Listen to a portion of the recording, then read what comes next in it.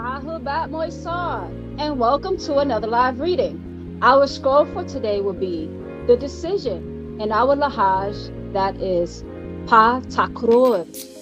And you can see it's by the hand of Pa Nabab Yanun. All right, so before we get started, we're going to just take a moment to acknowledge ourselves in Pa'ut. All right, and we're going to do that through our breaths because the first confirmation is you. All right. So this scroll is about sharpening up one's own discernment, all right? And you want to start by being honest with yourself, all right? And you have to start by acknowledging yourself, all right? So just start by your breath, all right? So picture Panadaru, all right? You're picturing the very forces of natural nature. And you are a Mundaru, one who is of natural nature. And you're going to assess that through your breath. Are you using your design as nature intended? Or are you misusing your design? All right. Then you're going to ask, whose image am I in? There's many disorders. There's many mutations. All right. That's why we have one of our chants where we chant to Apanadaru. And we ask Panadaru, please keep us in your image. Keep us from becoming changed or mutated. All right.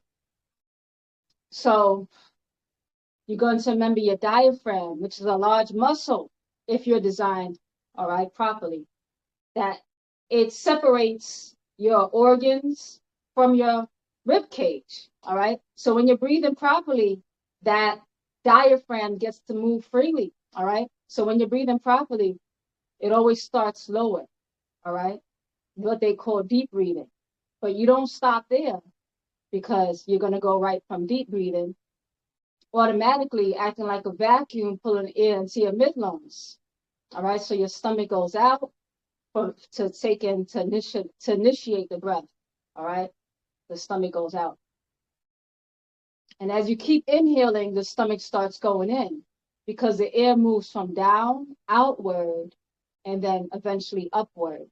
All right, and then you're going to fill your breath to your full capacity, and you're going to realize that when you are smi breathing, which means complete union, you're able to occupy more of your potential. All right, and you're not impeding on any direction because you'll notice that the breath has the ability to go in all directions. All right. So now you're realizing that the first reality is you, and everything else expands outward from your very center.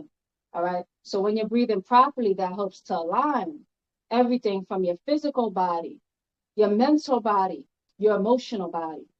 All right. And it saves you from a lot of misreading. All right. When I say misreading the room, because if you take time to tune yourself up, you get to see things as it is. All right. When you acknowledge yourself as you are. All right. And you feel yourself as you become more in union with yourself, complete union, you find yourself being at peace with all that is around you because you can appreciate everything for its place in time because you are in your right place in time. All right. And you just did a smile breath. So you're absorbing all the love, the ashuk, the divine love, the guidance, the healing from Panadaru. That's what you're doing. And you're exhaling that same love, wisdom, ashuk, for your fellow brothers and sisters. All right. And that's the proper way to breathe. So everything that I shared, I read from the Breath Book, which is my favorite scroll from Baba. All right. And we're going to acknowledge our master teacher who brings us together for the purpose of our shook, for the purpose of healing our story. All right. And I also share from my own confirmations of living life. All right. A lot of things were confirmed just by living life. So we're going to acknowledge our master teacher as our Zeti, our nucleus that brings us together for the purpose of renewing our story. And as we acknowledge our master teacher, we're acknowledging ourselves. And we're going to say, Adoy Kalal Tapolorat, Wu Fa Kor Bisamus Papaut. Begin all prayers and thinking by using the all expanding Now you realize that your breath itself is a thing of all expanding. And as we acknowledge our master teacher, we acknowledge ourselves. And if I acknowledge myself, that means I'm acknowledging you. All right, automatically. I shook. Baror, baror, baror. Nabab nadar muktad. Nahut muktad badid patah. Nahut muklas badid yanu. Holy, holy, holy. Master Overseer Almighty. Baror, holy. Holy as in the holy sea. All existing gases. All space and time. Omnipresent, omnipotent. Everything that ever was, everything that ever will be, happening right now through what? Your very breath. Did you know that the breath itself is a gateway between the physical and the etherical world? That's what we tap in. We tap into the Master Overseer Almighty, or the might of all. Pa'ut Ashuk. No God except Ptah. So become one who is a mukta, all right? One who is open. And use your thing of opening. The helping hand is at the end of your own arm. No savior except Yanun, the very soul of the people, because you cannot lie to yourself. I shook. And I affirm that I am in the divine love of the all expanding. And all divine love is in me. Patakud. Anuki Jawef Pa Ashuk and Pa Pauts. Wukalal Ashuk Kawun Jawef Nia. Anuki Kasamun and Pa Pauts. Wu Pa Pauts Kawun Kasamun and Nia. Anuki Wahu Ame Pa Pauts. Wu Pa Pauts Kawun Wahu Ame Nia. Nakuk Kadod Naja Ame Kasam Un and Pa Pauts. Wu Chabub Ame Mushkas Un.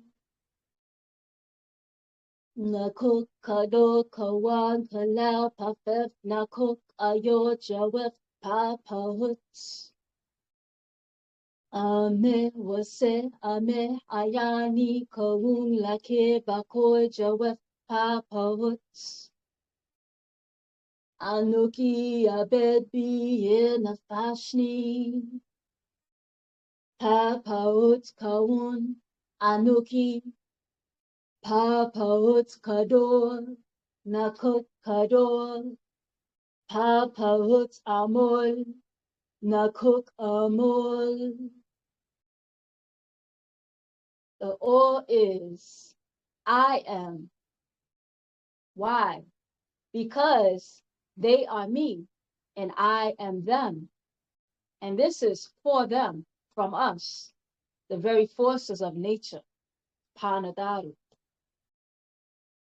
Lahehun Manehnun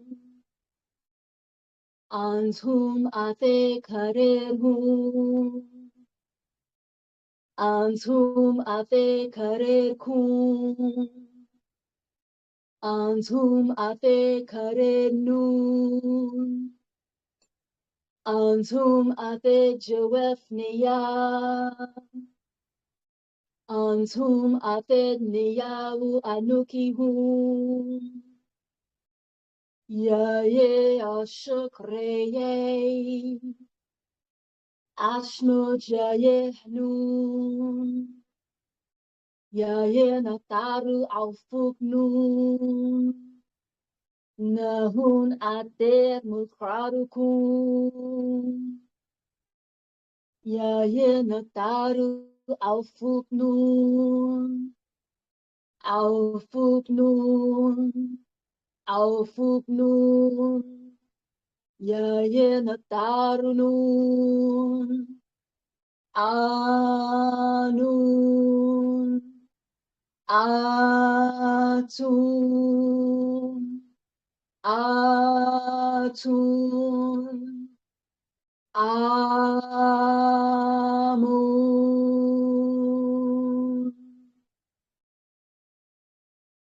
Pasuk, Tawakum Panadaru, for not forgetting us. Tawakum, for incarnating our master teacher.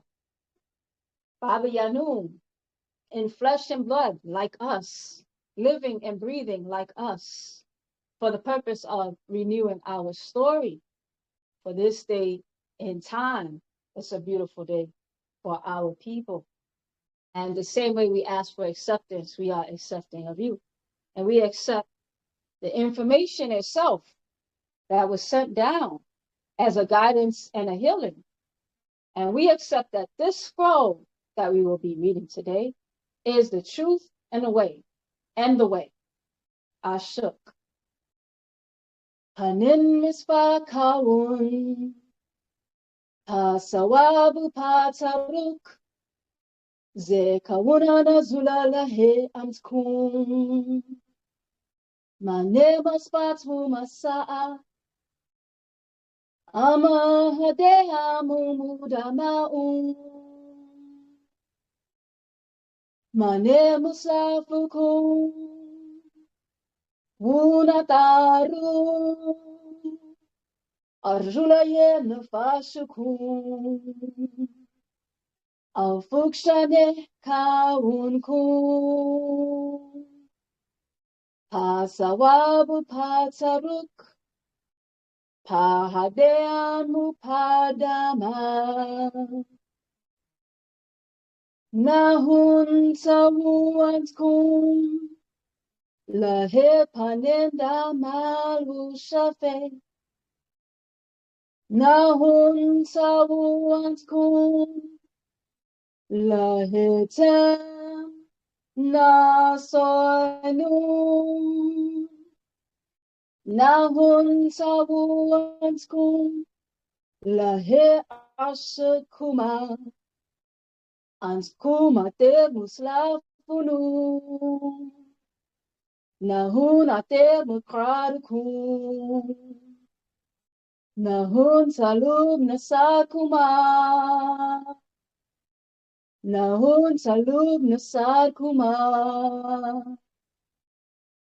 Ansanun kahena taru.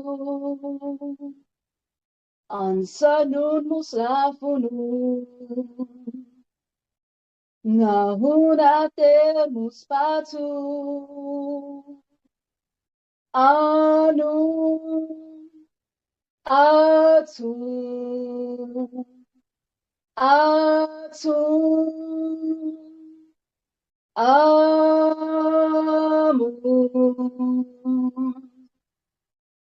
We are Sabians.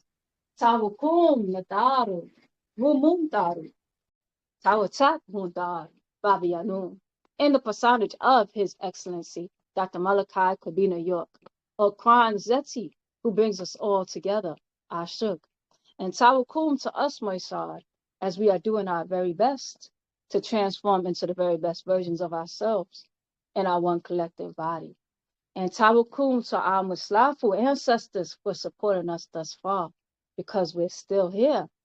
And this is our scroll for today that we'll be reading together, called Pa Takrur, the decision, all right, by the hand of Pa Nabab Yanun.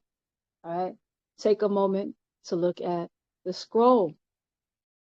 All right, all the elements coming together for you, all our primary colors centralized around the central idea.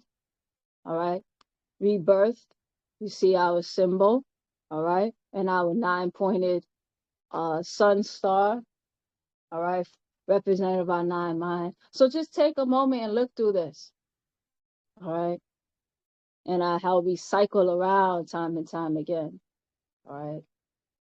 And then you have a triangle, which you know equals 180 degrees, and you have the etheric side that equals 180 plus 180 equals 360. So we're talking about something about a physical reality, and there's no physical without the etheric. So we're doing work on ourselves, all right, on both sides, all right. So just take a moment and see what speaks to you, all right.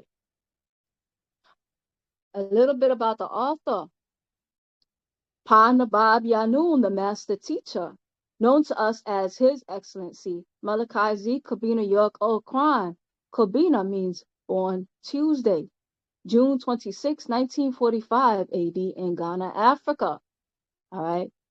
And notice Baba, his coordinates. And notice Baba tapping in. All right. Like the pilot symbol. When you look at the pilot symbol, you notice how similar this is side by side. All right. As Baba takes us back to pilot. All right. Tapping into the wisdom that was sent down for us for the purpose of renewing our story. And Baba is a conduit, all right, in this depiction, all right, because one of his many hats that he wears is transmitter. Transmit means to deliver a message or a spark, like your, much less like your neurotransmitters, all right, and pata, all right, to spark you, and your responsibility is to respond. So feel free as we actively learn in this platform to unmute at any time, all right. So let's read the introduction together. Introduction. Pa Takrur, the decisions. Written by the hand of Pa Nabab Yanun, of the master teacher, is recorded to cause the mind to question the many things that people accept every day as true. Just because someone says a thing does not make it true. It even applies to those religious books that so many people hold as true due to blind faith and the words of men bound in many of the scriptures passed off as your salvation to eternal life or the hereafter. The sawab truth of the matter is many of these sacred writings are nothing more than words of men, such as the ahadith, traditions or stories of accounts, the genealogy or records of the book of Genesis, of the 5 books of the Torah, or accounts of what happened during the time of the Muslim prophet Muhammad, of the Muslims, or even their opinions, their sunnah, or even letters in the case of the apostles of Paul in the New Testament, found in the King James Bible. Many are borrowed from ancient texts, such as the Enuma Elisha, and Gilgamesh epics. The origin of many books in the Bible along as something new or original. All right. So Baba is explaining that many of those books that are being holy are really taken from much ancient texts. All right. And that we're going to, that we spend a lot of time dispelling. And then you see what's actually in them. All right. Oh, before we continue, am I clear? Can everybody hear me and see me okay?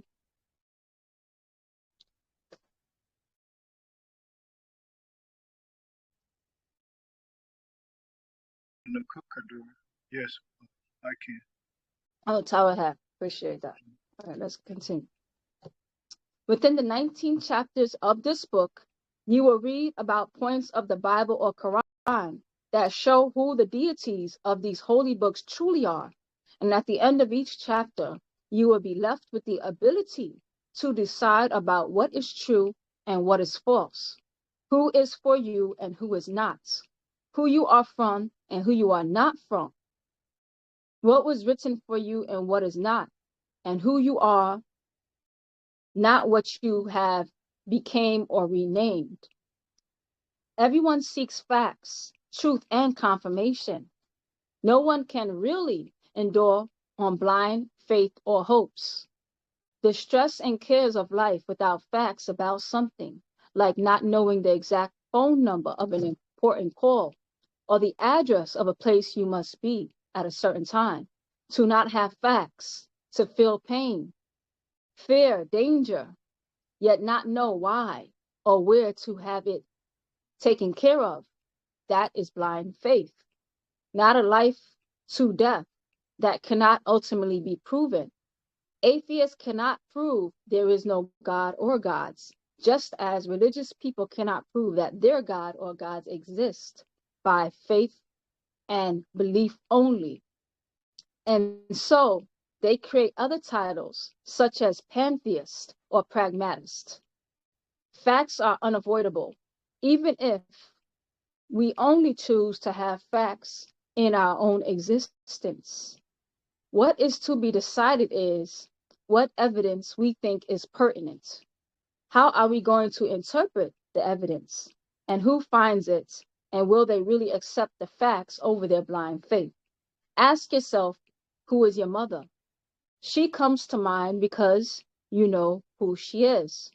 Now, who is your creator? God, Lord, Allah, Rab, Jah, Yahweh. You don't get an exact. One is a fact and the other is fiction until confirmed. I have been guided all my life by beings who teach whatever I asked to make it clear. All other physical beings have ancestors who speak to them all the time in their heads, as far back as 4 generations. My physical body, Malachi Z. Kabina York, and my etheric body, Yanun, who is the 19th elder, and have both Riskian and Markabaeans, presence of Zeta Rectili in Orion's belt. All right. So the two groups that are present is Riskians and Markabaeans, presence of Zeta Rectili in Orion's belt. Some don't even know it was I who hoped in their lives and have since moved on and forgotten me. Some people did not follow, could not keep up, and stayed behind in old schools. Others just fell away, faithful, yet not true. Some wanted a holy man, a religious saint, no matter how many times said, I am not a holy man. I am a teacher, a master teacher. Outside of that, I am just like you in my human desires. I was given many powers and much hope to do this great work, to redeem and save my own lost Shakasu people. Yet I was betrayed by those to whom I was sent. I was beaten, imprisoned by the Adamu Salel, the Adamite race, who knows who I really am, by my own giving to the race of Muwaju devils. All right. So make note, Baba said they didn't just come take him. He was given over to the Adamite race by his own. All right. Which Baba talks about in other scrolls. Many of our own people conspired against Baba, the very people that he was sent to help, which he's stating. Many felt I was strange and or different. Some felt they could just use me for their needs or abuse me. I knew that all along as well. Yet I had my assignment in each one's lives. So I did my job for them and moved on. Now, as an elder in mind and now body, I have given all that you need and were lacking. And you truly know who you are and your purpose. I have a serene confidence in our Salafu ancestors, Nataru overseers, and Murzaku providers, guidance and protection on this journey through life as Nuwapians of Wunuwap. Now you decide. All right, chapters. Pa Takrod, the decision, 19 chapters in all. Chapter 1, entitled Pa Tawabat, the Beauties. 1. Aya Marura Hasmuni. Aya Marura Karadu Shalil Wunuwap. My beloved children of Wunuwap, Nuwapians of Fataroism or animism. I am the Father and the Munzaror, warner, Muntaror, warner for the Nagaru Salel, Negro race, Nuapians of animism. I am the Father of the Muntaror, warner, and the warner for the Nagaru Salel, Negro race. 2. Let me Natuk speak to you on your Tawabat beauties. Beautitudes, Hasmuni, beautitudes. 3. O my people of Lawan color, be you Kamem black, Samir brown, or Safir yellow, everywhere. 4. Nakuk pa Nabab Yanun, I, the master teacher Yanun, announce to you all this way, this truth, and this Hadoyan, guidance as your warner. 5. Tawuba, blessed, are the devoted and true ones of you, because theirs in the Raju return to the Pahahat, heavens above.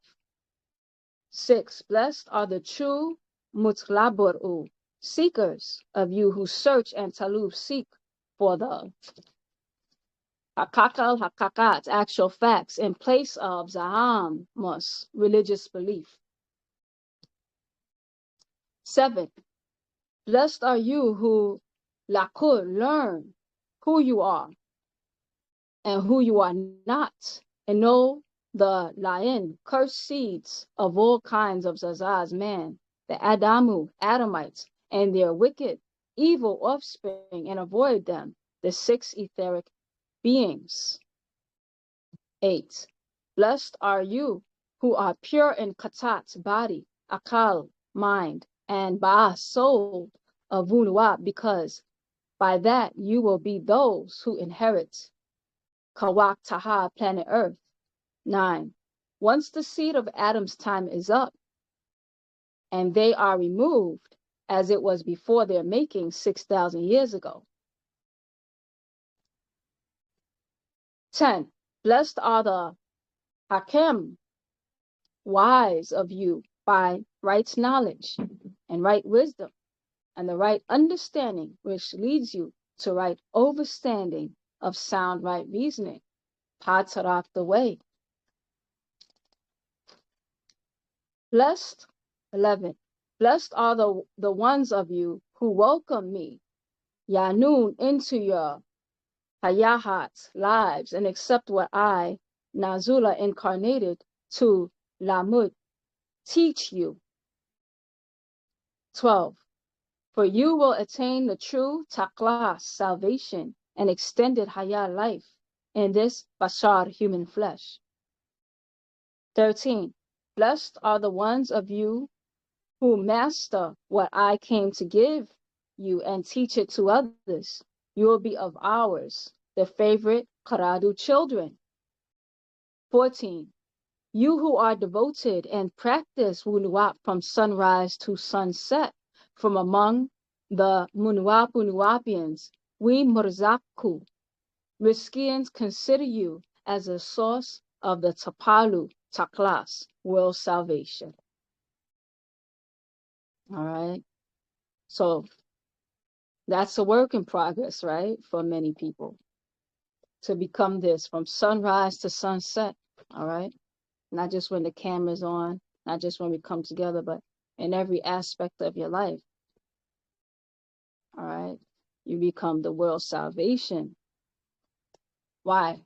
Because you're lifting the morality of the planet. You're raising the standards, all right, by upholding the standards. Because the standards right now are so low. All right. And so 6 ether lowers the standards, 9 ether raises the standards. And most of us are somewhere in the middle. All right. So if you can be that all the time, all right, practice and devoted to Wunuwap all the time, then you are raising the standards, all right, for yourself and for the environment, all right, and for others, all right. 15. You are the cure for the world's babal, chaos for people everywhere, once they observe your virtuous conduct. 16, they will glorify Wunuwap, all right? It's much better to see it in action than to just go out and preach it, all right? People want to see how it's working for your life, all right? Are you the kind of person they would want to be, etc., all right? So that's the power of embodying, all right? Because we all need reference. You can see facts. So you become the living facts, all right? For example, the breath book, I use the breath book in my experience. It was just words on paper, and then I had it in my head, all right, until I actually went out and I practiced when I actually practiced and lived what was in the breath book. That's when I had the effect, not just by knowing what's inside the book, but actually practicing it, because that's when you truly know it, and that's when people can see it in your life, all right? Something as simple as that, all right? So 16, they will glorify Wu Nuwap, talking about the people who are observing those who are living it. 17, Aya Karadu Shalil Wu Nuwap, my children of Wu Nuwap, please do not get caught up in the pursuits of the Mudamu Salil, Adamite race, and their doctrines of enslavement of Akal, mind, Katat, body, and Ba, soul. 18, as they offer you to their Kamayu aliens, deities, who are wicked and evil carnivores, who made only them in their own Shabbat image and Shabbatness, likeness. 19, they only offer worldly prosperity of lust and luster, the piling substance or accumulation of things, while pleasures of the flesh offer your soul to desire and offer your sayamiyat, that's divinity, for your bashar flesh, human flesh, bashar, human flesh, and ashuk, unconditional divine love, is more valuable than physical love. All right. So notice all the things that we trade in to be successful in this world. Our very ability to care about each other. All right. Your very health. All right. All these types of things where you accumulate things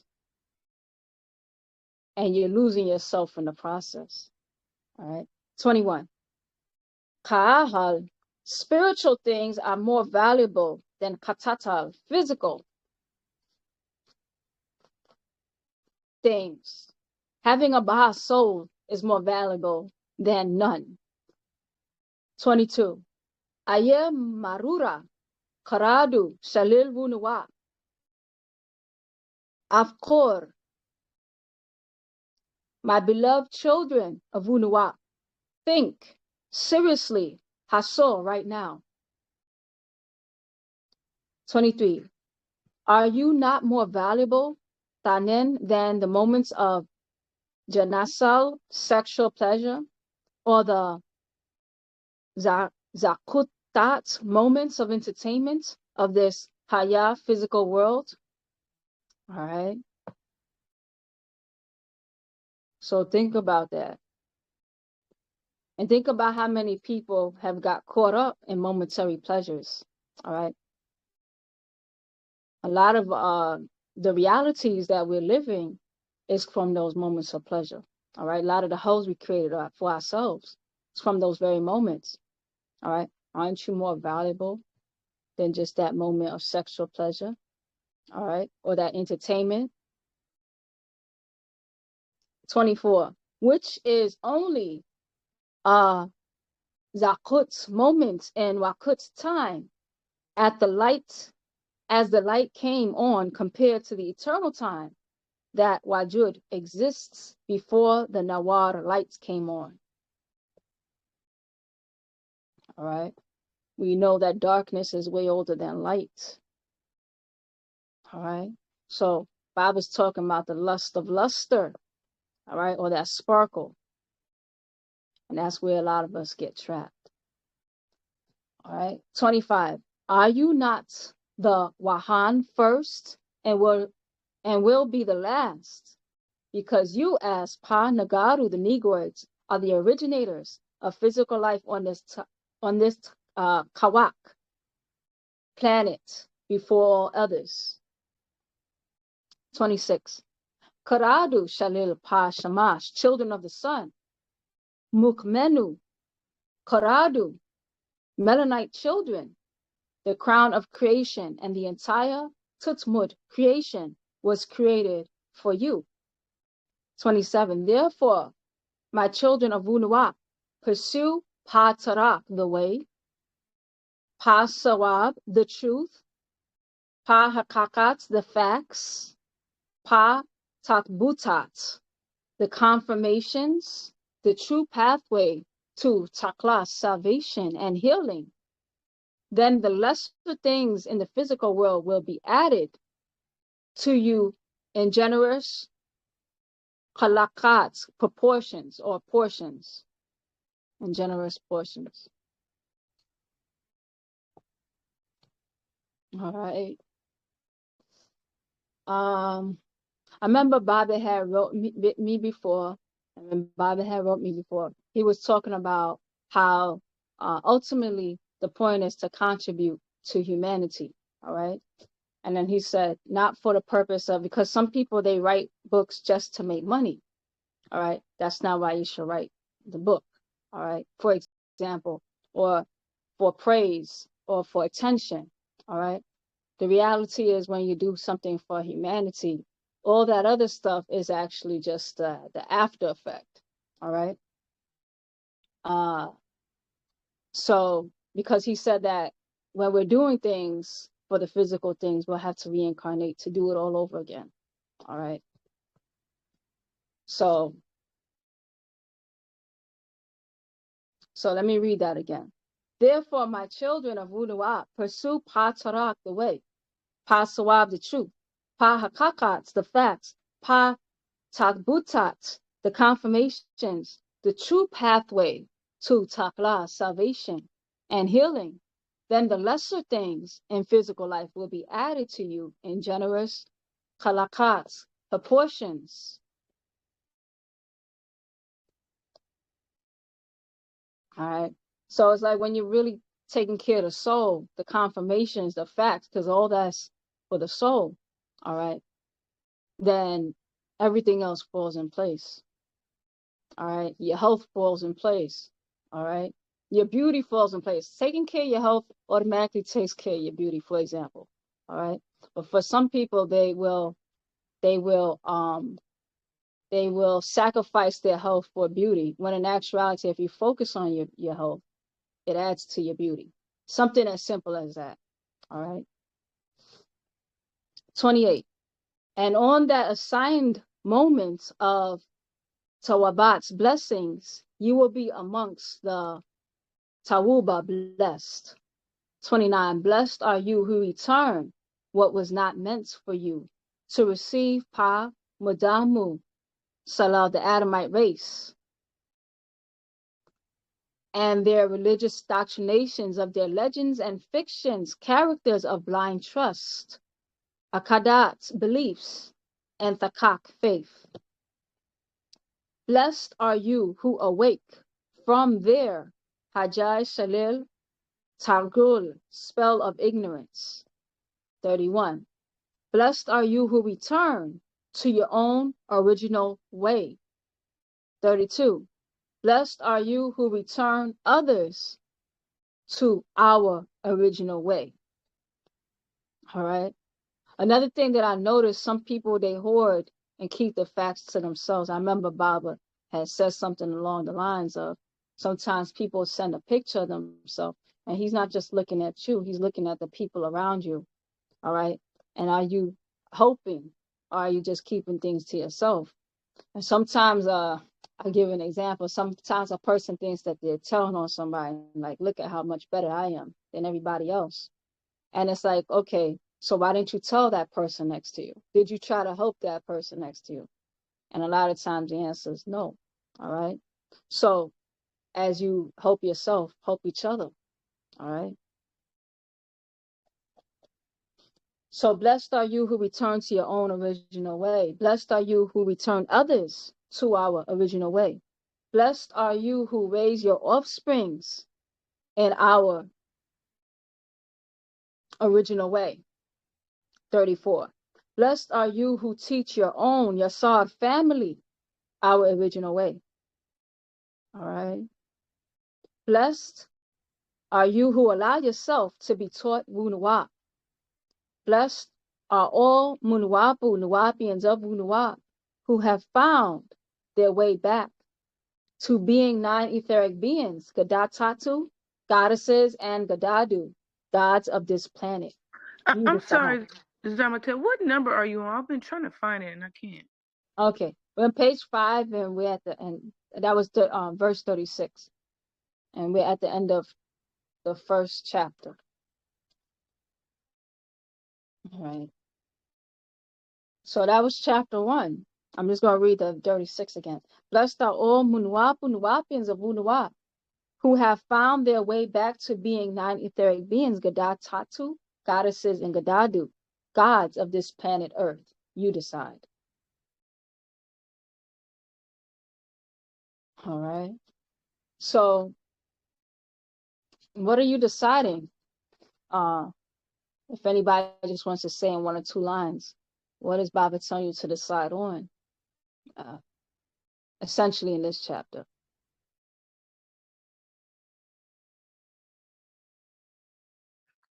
Are you asking us like what do we feel like he's saying? Yes. Well, I think well to me, I just got at the last part because I could sit down and listen, but we are deciding whether we want to have our soul or not, whether we want to transform ourselves inside and out. To me, that's what the last verse sounded like. We want to become gods or goddesses or not. Right, right, right. So do we want to stay under what's not meant for us? Blind faith, all right, or blind faith, I meant to say, of the Adamites' religion, or do we want to get back to the truth, confirmations, and facts of who we really are, all right? And do we want to help our families along and lift the standards of this planet, all right? So do we want to be that again? All right, that's our decision, all right? Anybody else has anything else to say about that chapter? We're going to move on to another chapter. Now we're going to go on to chapter 2. Tawumul, that means thankful. Tawumul, thankful. 1. Qaradu shalil wunuwa anskum yake ater munuwapu. Children of Wunuwap, for all who are Nuwapians, be ever Tawumul, thankful for your double resurrection. 2. Be ever thankful of your triune deity. 3. I am he who is triune in unity, united in Trinity, indivisible as deity. 1. Yanun or Yananin as Murzak. 2. Dahutwi as Nadar. 3. Ningazida as Anuna. Ningazida and Anuna. Asmuni, let's read that again. Yananin Amurzak. Zahuti Mundar. Ningazida and Anuna. All right. So Baba as Riskian, as an Ataru, and as an Anuna. All right. 4. I am the Father, who as a Muakak or Etherian was Laduda born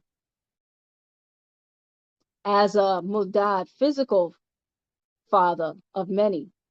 Never passed on my Sayem Fatah divine nature to any of them. 5. I am the way by my Sawat's voice of my Madatat's words. Many will be saved and Ba'utha resurrected I bring all new things for you who will hearken to my Madatat's words in Munuap as Munuapu Nuapians. I am the Murkak, Etherian, who has never been Faruka separated, being the true Trinity.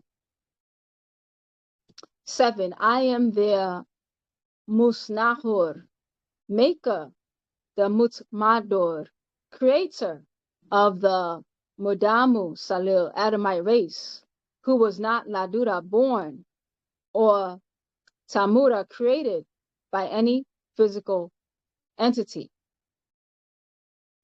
I am the Nabab Mulmad, master teacher, Pa Mundaror, the warner, Pa Mabator,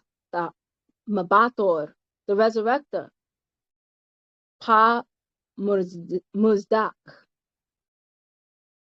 the true one, who guides, Pa Mushfayor, the healer, Pa Muklasor, the savior, Pa Mukbator, the center. Taklos, salvation is by my presence with you. Therefore, we are in verse 9.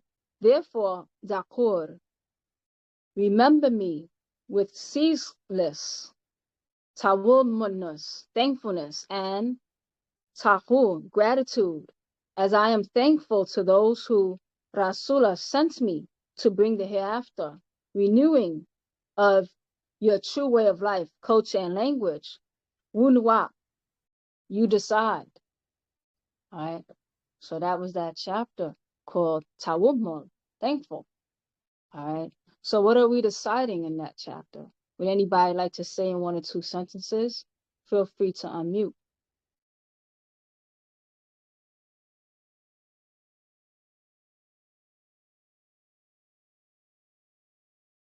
All right. And feel free to participate because there's more children who watch the back. I have a Okay, question. yes, Zamatat, Katie. You talk about the decision to decide. We have the decision, and I'm very well aware of that. But Mm-hmm. like my thing is overcoming the obstacles in the way because you lived a certain lifestyle for a long period of time. How do you overcome those days when you're down and you know you're trying your best and your best is like the most you can do, and then you have those obstacles? Right, right. Because like So, I've been a certain way for a long time, but my heart's never changed. right. Never change. And then what I find hard too, where I'm going at too, is I have love for everyone, even the people that I've hung out with in the past and the people that are my people from the culture. How do you just walk away from those people that you see good in, but your heart, like I'm so worried, like I love them so much too, as if they're my own too, but I know we're going 2 different ways. How do you justify that? All right. So there's so much guidance on what to do in those type of situations. So for example, in that there's a in the Elder Scroll, in the 24 Elder Scroll, like for example, if you let's just say I'm gonna give an example. Somebody's doing the wrong thing, all right, that's detrimental to themselves, and it can actually be detrimental to you. So it's good to, in a loving way, to remind them or to help them towards uh doing something else. All right. Now, if they decide that they don't want to do something else, you're supposed to avoid them. All right. So it's nothing noble about, that's another thing. A lot of times we think that we're a good person because we're sacrificing or compromising what we know is right. And that doesn't make you a good person. A lot of times, Baba explained also in many of our master secrets, I forgot which gene accounts for it, but it's DUF something gene. I forget exactly which gene, that some people are programmed to in their very genetics to certain propensities to some things, and it's like overcoming those obstacles. So um so some people, for example, are programmed to be people pleasers. All right. and you had to be more concerned of. That's how you upgrade your genetics as well. All right, if you can, you know. So there's a lot of traps in the genetics, a lot of things that has happened to us, and that has affected our mentality, our very moral compass. All right, and sometimes our moral compass is off, and what we base, I feel like I'm doing something right, I feel like I'm doing something wrong. And a lot of times I notice that one thing that has helped me with that as well, because I think I did struggle with that too, is that you realize that there's a lot of people who are doing the right thing and they need hope, but often they get neglected because we give all our resources to people who don't appreciate it, and who are just taking it and essentially wasting it, you know. So there's people who they get overlooked a lot of times, like good people get overlooked by other good people because those people are invested in the wrong people, you know. So I see it as that too. But there is a lot of guidance on what we should do on overcoming. I know I should do something, but I have like a hold. Something has a hold over me. All right, or I feel guilty, or I know that this is the truth, but I'm still afraid I'm gonna go to hell. All right, right. That's another example. It's getting acquainted more with the facts, and then realizing that the more you do something, the more it becomes part of you. So I think that's helpful as well. Because if you've been doing something the wrong way for a long time, you have to overcome that habit, and it becomes habitual uh, to do something, even if you, like, for example, drinking coffee. If you drink coffee every single day for the past 20 years, you'll have to create a new habit that's more healthier. And after a while, that new habit becomes stronger than that old one. So you're giving yourself a new nature. Thank you for explaining that. I'm not following you. Right, right. I mean, it's a struggle that a lot of us are overcoming a lot of things. All right. And So my I just biggest think thing is like I will that, tell you about the doctrine. I will teach you. I'll tell you everything what you need to do to, in the hopes of saving you. But I'm not even trying to save myself. right, right. And a lot of times it's easier to take somebody seriously more so by what they do than what they say. So I Yeah. remember I kept trying to help somebody, and then somebody said, "You have to just leave them alone and show them how it's done." And actually, Yeah. I took that advice. And then later on, the person came and said, can you help me with that?" Rather than you just chasing somebody with words, sometimes your actions is more of an impact. And for myself, like, you know, I did kind of get tired. That's why I mute the group a lot, because I'm tired of just seeing us like to me, I see that showing off. It's like, okay, are we really out there really living it? Are we out there helping people? Are we just there decorating our egos? All right. A lot of times it really does come across very self-righteous and off-putting when somebody's constantly preaching, right? All right. Rather than you seeing it in their life. So I realized that as well. And a lot of times we get a lot more respect later on when we actually can embody something um, that people can actually gravitate towards that. So that's like Baba for us, because Baba says that in verse 8, he says, "I am the Nabab Mudad, master teacher, Pa Mudad or warner, Pa Mubathor, resurrector, Pa Muzdak, the true one who guides, Pa Musfayor, the healer, Pa Muklas, or the savior, Pa Mukbator, the center. Takla's salvation is my presence with you." All right. His very presence. Why? Because his very standards. All right. Being around Baba, he lives a certain way. All right. And then you realize when Baba is out to stand, even the very health, the things people partake in, the things that they were doing, you realize he lifted the standards around him. All right. Why? Because he was actually that. You know, he was that in his actions. All right. He didn't just get on stage and taught, he actually lived it. And so the reality is that should be us in the world. All right. And some people, like Bob, didn't never had to harass me and chase me. All right. I actually wrote him to find out what is this that you were doing and who are you? All right. But I had to see like why Bob and why not somebody else? Because it was something that I could actually see. So for many of us, being that, all right, being that in the world, in your actions, in your life, in your practices, and what you're choosing, all right. Because somebody's saying sitting, I'm using this as an example. Somebody's sitting and smoking weed with you and telling you about or whatever, and they drinking with you, or they're eating McDonald's and they telling you about how great life can be. It's like that gets old after a while. All right. Because it's like you're sitting right next to me in the same conditions I am. So I don't really want to listen to you. The reality is that's what the brain does. They want to see confirmations. They want to see okay, how does that play out? And there's some people that they actually live, you know, what they're sharing. And then people naturally have a more propensity to listen to that type of person and affect the people around them. It's better. All right. Anybody else has anything to say about tawammul, thankful? All right. I feel like that chapter could be talked about so much. And also being grateful and thankful for something. If somebody gives you something and depending on how that person treats what you give them, you can see how thankful they are or grateful they are of it. And a lot of times we take what Bob has given to us and we don't use it. So that's not a way of being thankful. All right.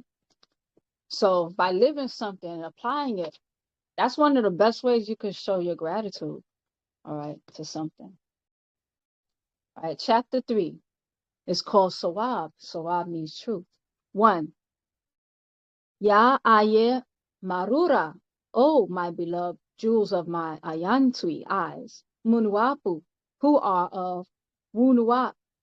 You now have Pa Sawab, the truth, and this truth will free your akal, mind, katat, body, and ba, soul, as a kayaf, a kafesh, ka, free spirit.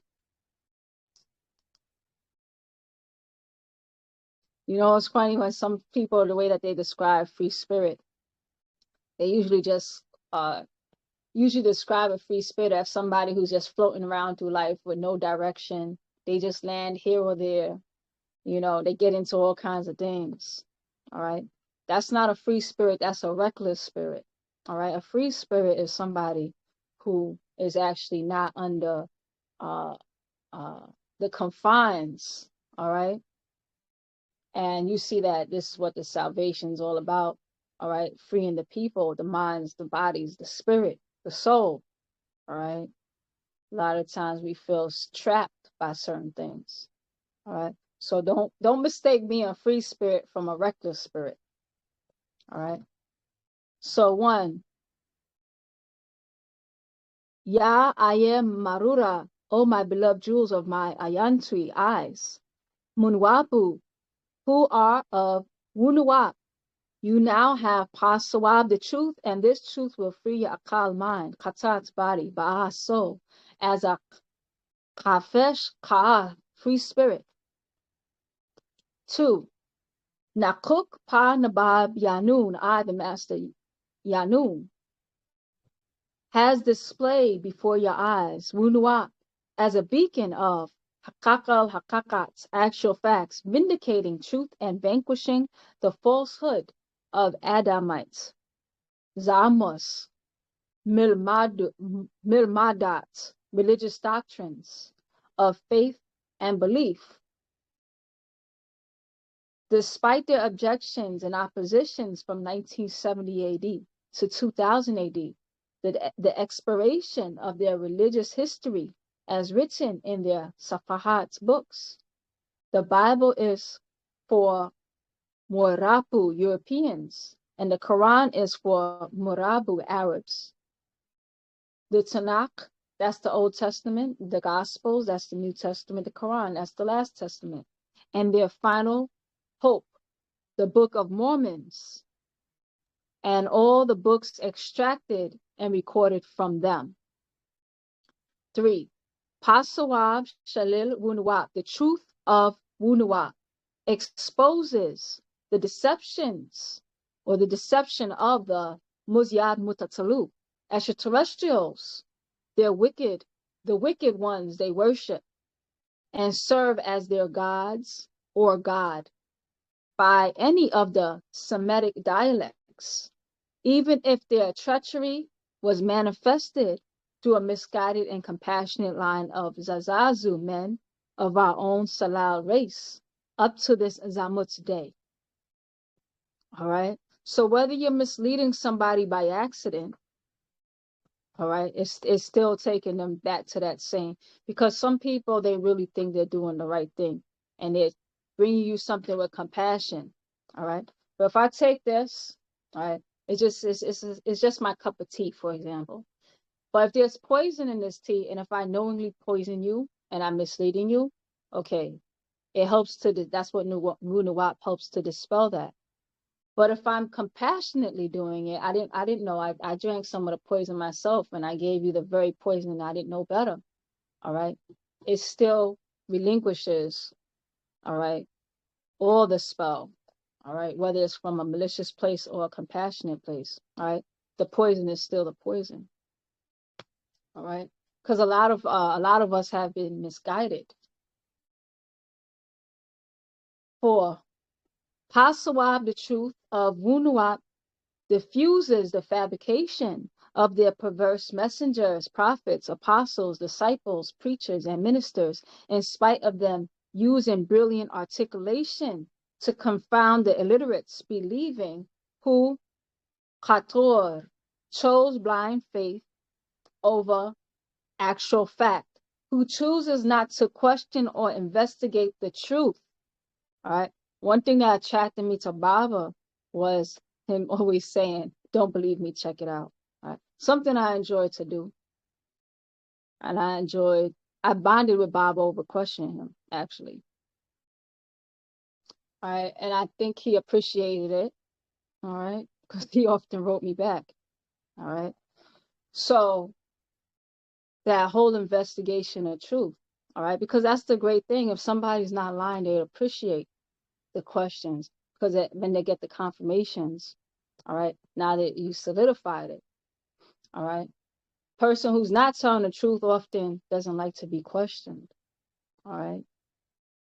And that's why we read the scrolls here, because of all the games I see people play inside and outside the organization, all right. As Baba explains, that people politics are anywhere people are, all right. So if we're not taking the time to get to know, all right, to confound the illiterates, we're not taking time to become literate of what we're actually investing in, all right, then you're still at the mercy of not really knowing yourself, all right.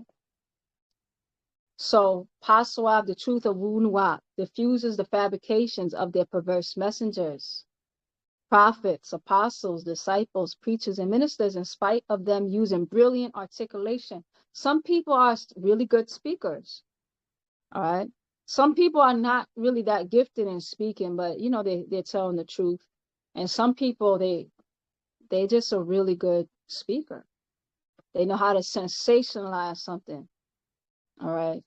And if you haven't taken time to get to know what they're talking about, you know, you'll get confounded or confused or spellbound.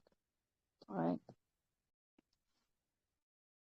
To confound the illiterates, believing who Qatar choose blind faith over actual facts, who choose not to question or investigate the truth. 5. Pasawab, the truth of Wunuwap, also lays bare the deceit of bloodlusting, cannibalistic, carnivore Gadadu gods who use Madatat words such as offerings, oblations, and sacrifices to hide their true intent of abducting, taking humanoids to be used as their bara food, as at the feast, as well as farm Hawanu animals for labor. All right. I know we also went through many schools here.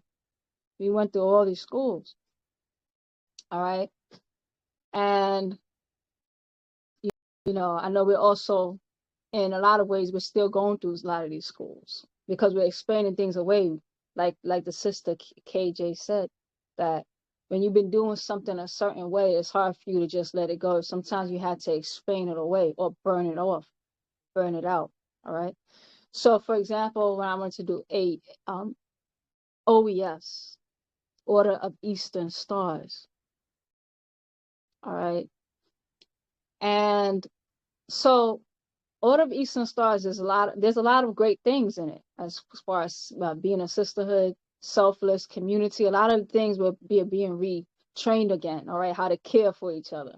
All right, but there's a lot of stuff that's also mixed in OES when you research it. So you have the 5 pillars. All right, the 5 pillars. I'm not OES, so I could talk about it.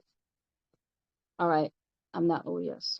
All right, but doesn't mean I can't study what it is, because you should always investigate anything before you get yourself involved in it.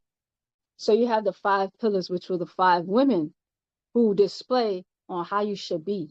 All right, and Ada, I always remember Ada. You had Esther, you had all these 5 different women, and I noticed that in their stories, it's always some type of suffering, some injustice, and then they take it, and that's good. And they just keep taking the injustice. So Ada, she was taken to the mountain. All right, that's the first pillar. All right. She was taken to the mountain to be sacrificed by her father. All right, because he loved her so much, but he was a soldier, and he had some type of agreement with whoever he had this agreement who was on that mountain, that whoever you see first would be the sacrifice. And he happened to see his daughter first, and he was so heartbroken. And she already knew what it was, but she had to honor her dad, honor her word. So she was willing to give herself. All right. And then he took her, blindfolded her. She's like, no, I want to see when you slit my throat, or whatever he did to her. Because yeah, so she took the blindfold off, and that's the story of Ada, and that's a great story, and that's who you should want to be. And I'm like, yeah, I don't want to be Ada.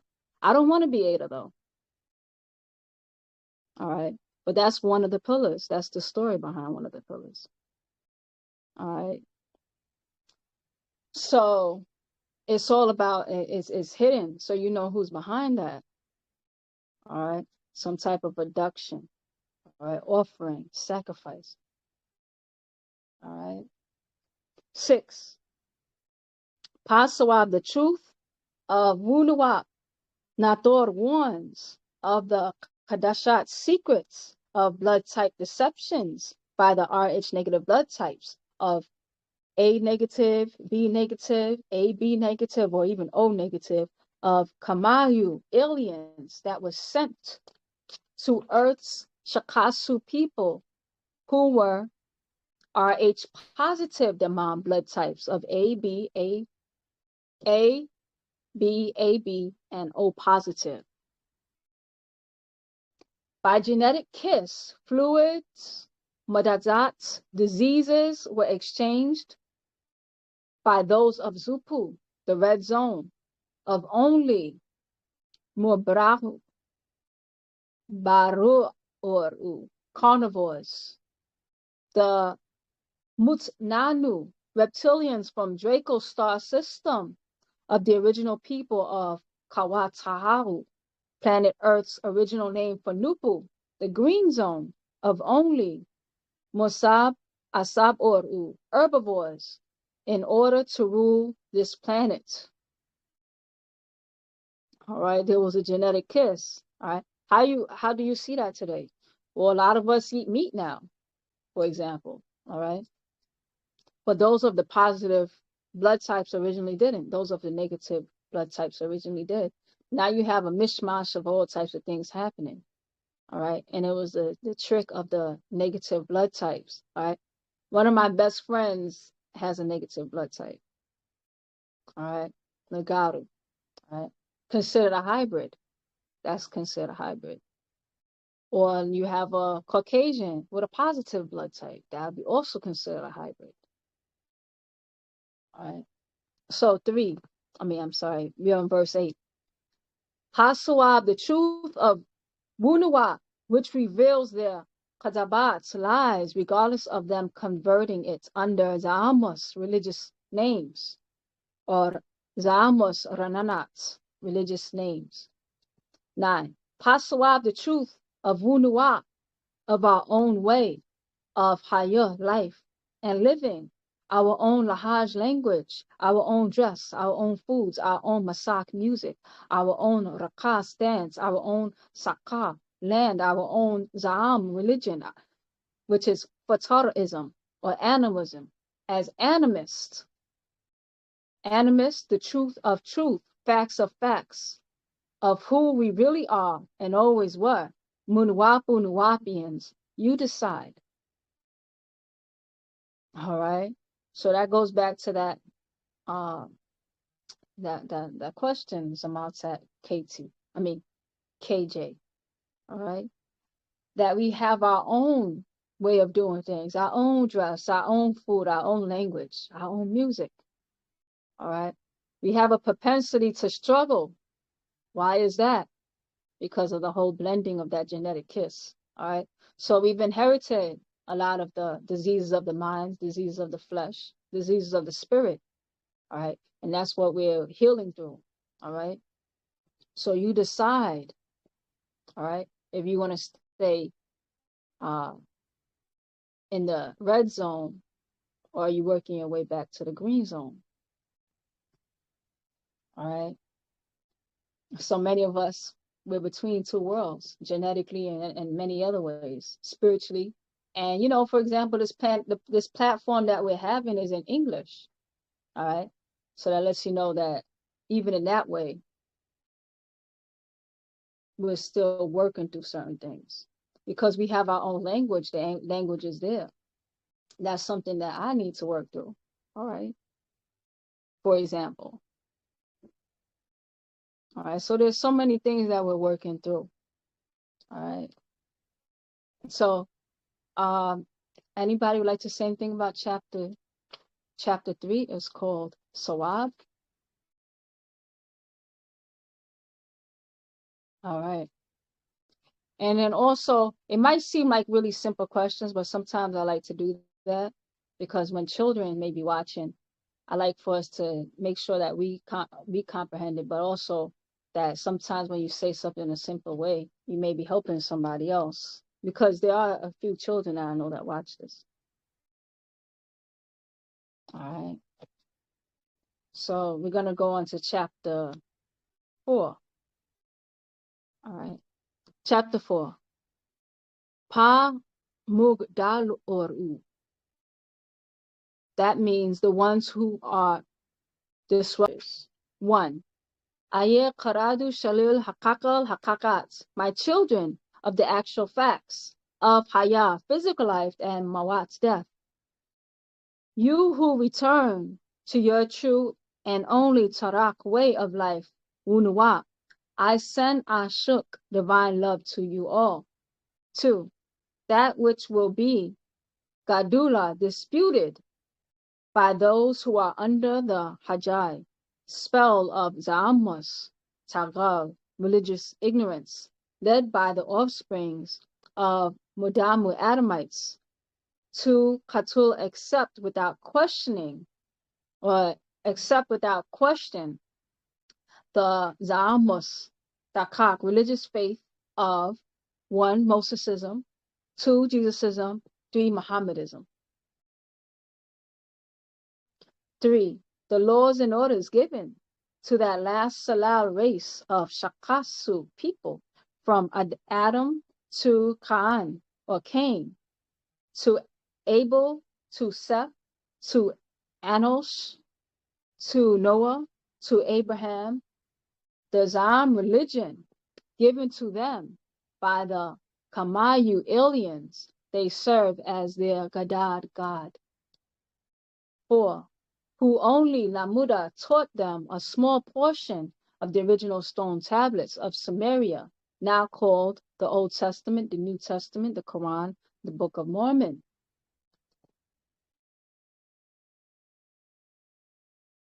All right. We got the Holy Tablets right here. And in the Holy Tablets, there's a lot of Sumerian doctrine that's in here. a lot of those tablets, because we were interested in the Old Testament, the New Testament, the Quran. All right, that's what we were interested in. So Baba took time to break down the Enuma Elish and many of these other tablets. All right, in Sumeria. All right, and when you go back, even now after the year 2000 and beyond, and the hereafter, when you go back and you read the Holy Tablets and you see the kind of things that was going on, you realize that you probably don't want to be aligned with those extraterrestrials that's in the Holy Tablets. All right. How unjust and a lot of things that they were doing. All right. So Bob is taking us away from that. All right. He helped to explain it away. All right. So 5.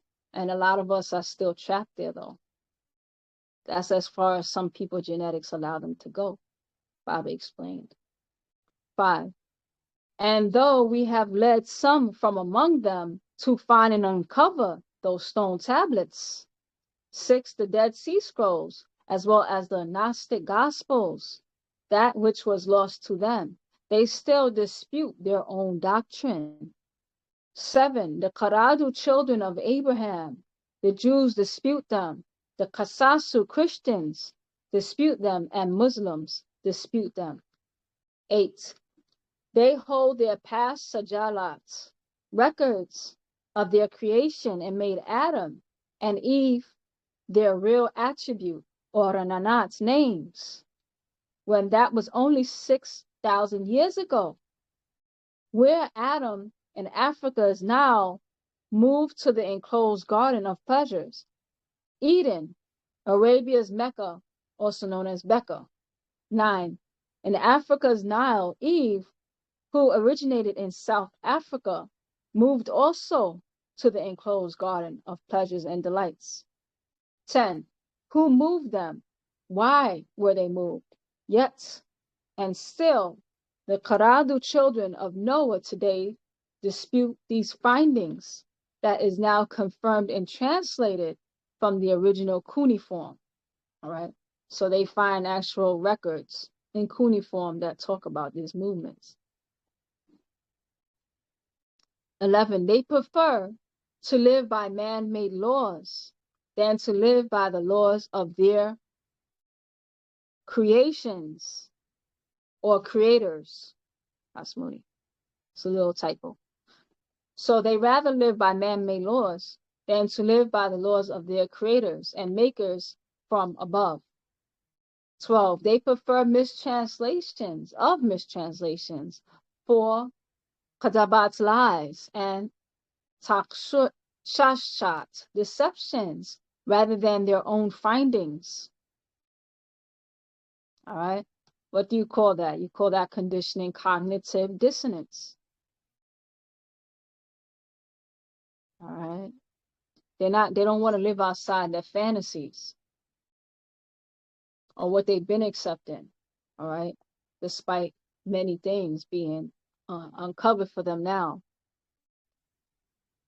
13, and many of Hasmuni, and many of Anunnun Salal, our own race of Ptah, or Ptahites, have Kabula accepted the lies of mistranslations,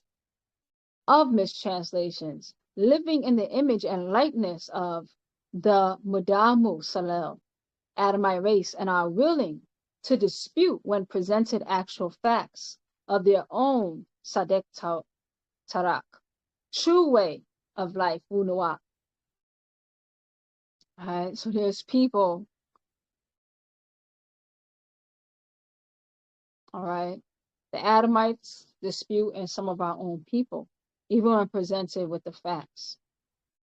Why? Because they're in the image mentality of the Adamites.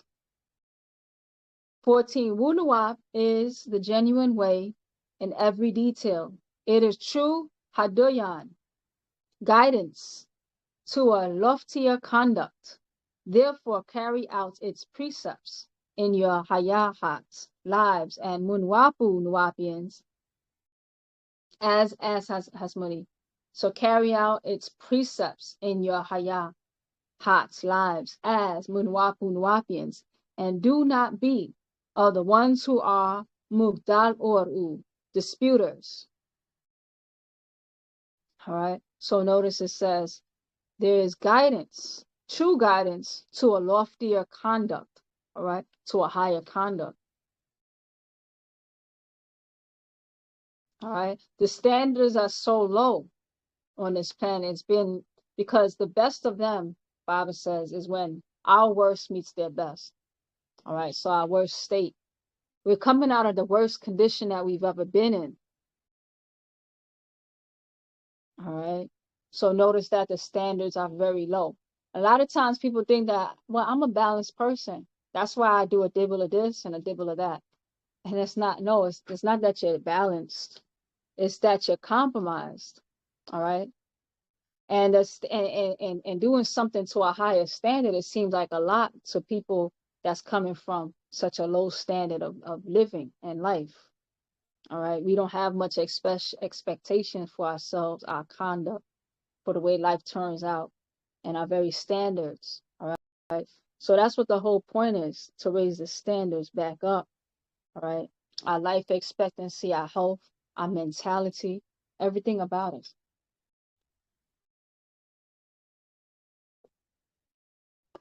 15. Wunuwap is in Hakakat's actual fact, the Sahih Rakuk, right knowing or right knowledge. The Sahih Hakem, right wisdom. And Sahih Faham, right understanding. The Sahih Faham, right understanding of Jamud Sahih Nakash, sound, also interchangeable with solid, right reasoning, revealing the way to salvation. All right. So you're going to have the highest standard of sound, right reason. A lot of the times we like to outsmart ourselves. We find reasons not to do things. All right. So we can make different ways. We let our ego step in or whatever it is. Well, I need to do this because I'm a balanced being. I know I should do better, but you know what? I'm going to dabble in this because everybody else around me is this. So I need to dabble in this. Or, you know, I probably shouldn't do this, but I'm a good person. So I do what other people do, or whatever the case is. There's so many ways that we cheat ourselves from actually applying the highest standard of sound right reason. All right. 16. As of those Salafu Noon, our ancestors who have gone before us, Wunuwap unmasked dishonesty and what the deceivers of Adamites religions display to their slaves, the Mukshaoru. That's the deceivers from Murab, Arabia, to Africa, from Marab, that's Europe, to Afafrika, Africa. And even now they seek to put you under a hypnotic spell of religious takat, faith, and akad, belief, and have you dispute facts. All right. So now you hear again that compromise. So Bible says that Munuwap also helps to dismask dishonesty of those who came from before us. All right.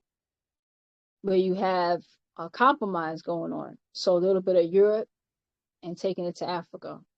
All right. Some type of distortion, or from Arabia to Africa. All right. And always mixing some type of form of dishonesty in it, even if they meant well. All right. Some people did it maliciously and some people did it from compassion. Regardless of what, we're taking all of those interferences out of our story. All right. 17. Nakuk pa nabab yanun or yananin anud nazula. I, the master teacher Yanun, have incarnated into this bashar, human flesh, to inspire this way, wunuwa, with integrity as a validation of the true Hadabat's cultural way of life to supersede any so-called Za'amus iyat, that's religiosity, of the Bible and Quran of Adamites, even if our own race dispute and refuse to behold it. 18. It's their own vision become hakek, real. What they asked for I bring, yes, some of them still dispute it. Subsequently, I have inspired many of our own race with Wunuwap, and the many others, they in turn recorded Wunuwap as Wunuwapians with eloquence, so beaming forth by sound right reasoning. Sawab Kawun Sawab, truth is truth. Don't believe us, check it out. All right. So now Baba is explaining to you why did he incarnate, right in this chapter, in verse 17. He said he incarnated into this bashar, human flesh, to inspire this wunuwap with integrity and validation. All right. So when you validate something, it's something that you can actually see. So Baba validated it by being it. All right. So Baba taught it, and he was incarnated to be it as well. All right. And that should inspire us. All right. Who in turn inspire others. All right.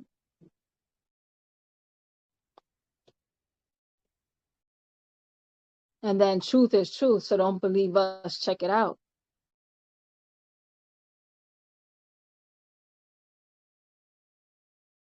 So you know what's beautiful about this is like when you see somebody who's cleaned up their own life using whatever method that they used, it's a lot easier. That's a form of validation. All right. So they use this method and they actually live and embody it. All right. And then you can go and confirm it as well in other ways. So well, verse 20. We Murzaku Riskians, we Mundaru overseers, we Anuna and Anunnakis are its protectors from the very start. 21. The Adamu Salil, Adamite race, for 6,000 years have polluted the Kawaktaha planet Earth after we have purified it. Yadeh wu Yadeh, again and again.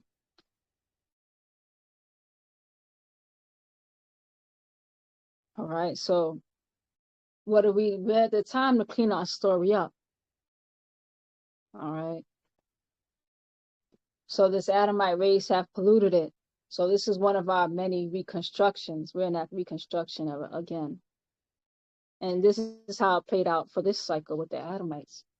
All right. So 22. This is their end time from the Shamut years 2000 AD to 2030 AD to 2060 AD. Their end was 2000 AD. From 4000 BC, they will fade away. All right.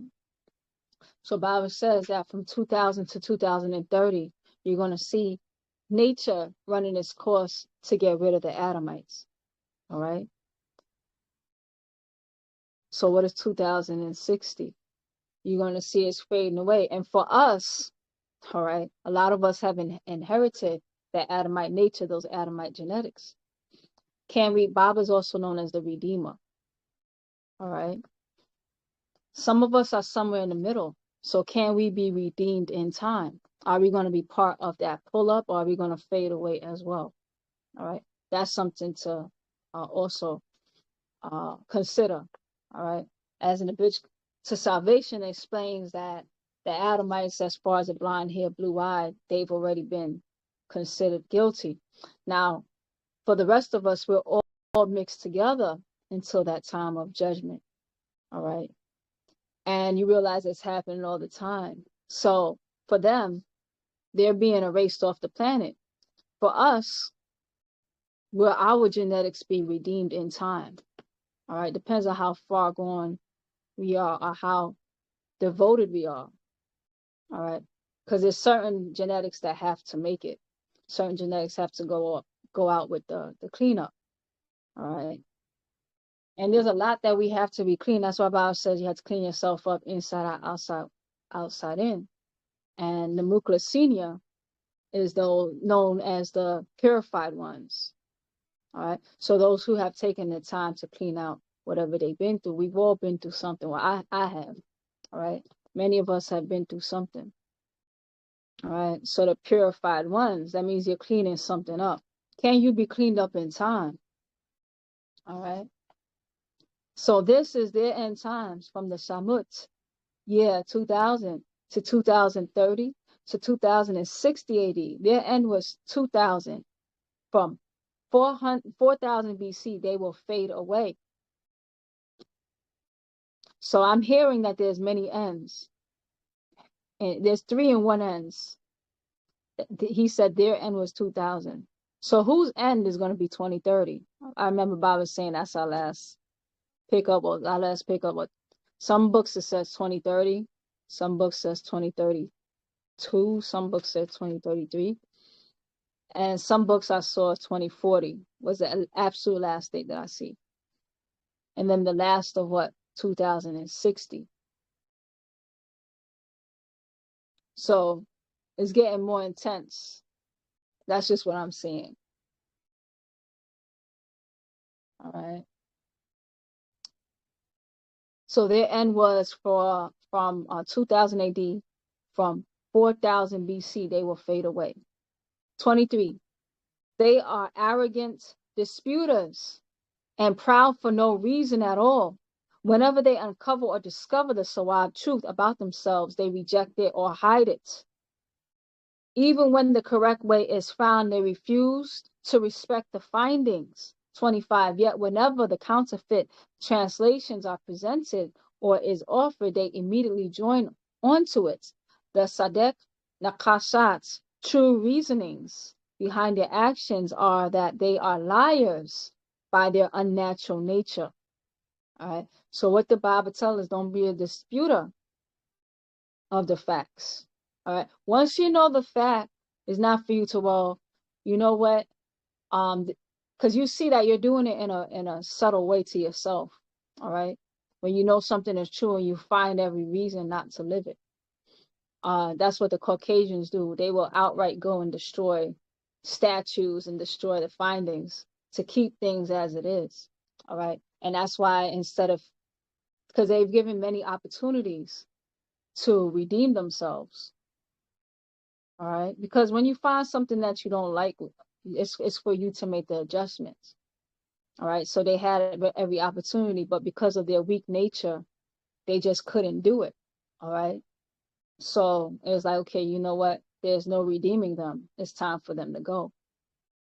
Now for us, all right, a lot of times because Bobby, he said you got to punch them in the jeans. If you want to hurt them, punch them in the jeans. And then you realize that as we learn more, things that has happened to us, sometimes it's happening to us. Baba's punching us in our jeans too. And instead of taking the time to reform ourselves, are we going to do the same thing that the Adamites did? Or are we going to take the reformation? All right. Are we going to correct ourselves? Or are we going to find excuses of why not to? Well, I've been doing something for so long. All right. I'm still a good person, but this is a habit I just can't let go. Regardless of the case, you're having a hard time reforming yourself because it's reformation time. And some of us can do it. Some of us, it might be too difficult, if we're honest, like it was for the Caucasian. So that's why Bible said, don't be a disputer. All right. 25. So yet whenever a counterfeit translations are presented or it's offered, they immediately join onto it. The Sadek Nakashat, true reasoning behind their actions are that they are liars by their unnatural nature. You know what? I do want to share one story from the land. I remember Baba had told the sisters to start wearing their hair natural. So a lot of them, they cut off their hair. They had shaved their head at one time, and then it was starting to grow back. And one of the sisters, she was telling me about like her experience, and Bob went back and he told them, okay, if you guys want, you could perm your hair again. And a lot of them didn't, but a few of them did. And the sister said, when Bob said that you could perm your hair again, she ran out and she got a perm. And then she's like, look at how long my hair is. And Bob was like, okay. Like, he just looked at her and was like, okay. And then he just walked away. And so she kind of feel like he, like, in a way, he tricked her. But the reality is that the moment that something is given, okay, you have already been given the facts. So now when a counterfeit translation comes, you're quick to run and join in with the liars again, because that's a testimony of that unnatural nature. All right. So after being given all that, giving back your own image, it shows you still want that artificial image. So that's something that you need to burn out in time. All right. So it's a testimony to one's own nature. So, like, for example, what if tomorrow Bible says everybody can eat pork? After knowing all the facts about pork, the reality is that you've always been wanting to do it. All right. It's still part of your unnatural nature. And where's that coming from? For example. All right. So I just wanted to share that story.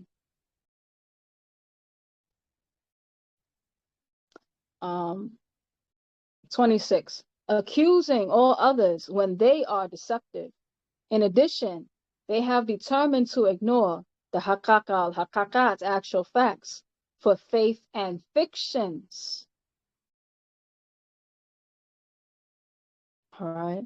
That's the power of verse 19. Don't believe us, check it out.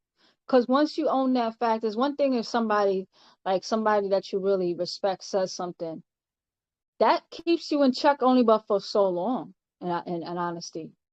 A lot of times when you know why something, like when now you have gotten the facts, you have a connection to that action. All right. So it's like when you know, for example, how your legs are put together, how your arms are put together, you're more likely to use it as nature intended. All right. So that's the power of getting to know the facts for yourself. All right. Because that'll withstand a lot longer than just being faithful to something.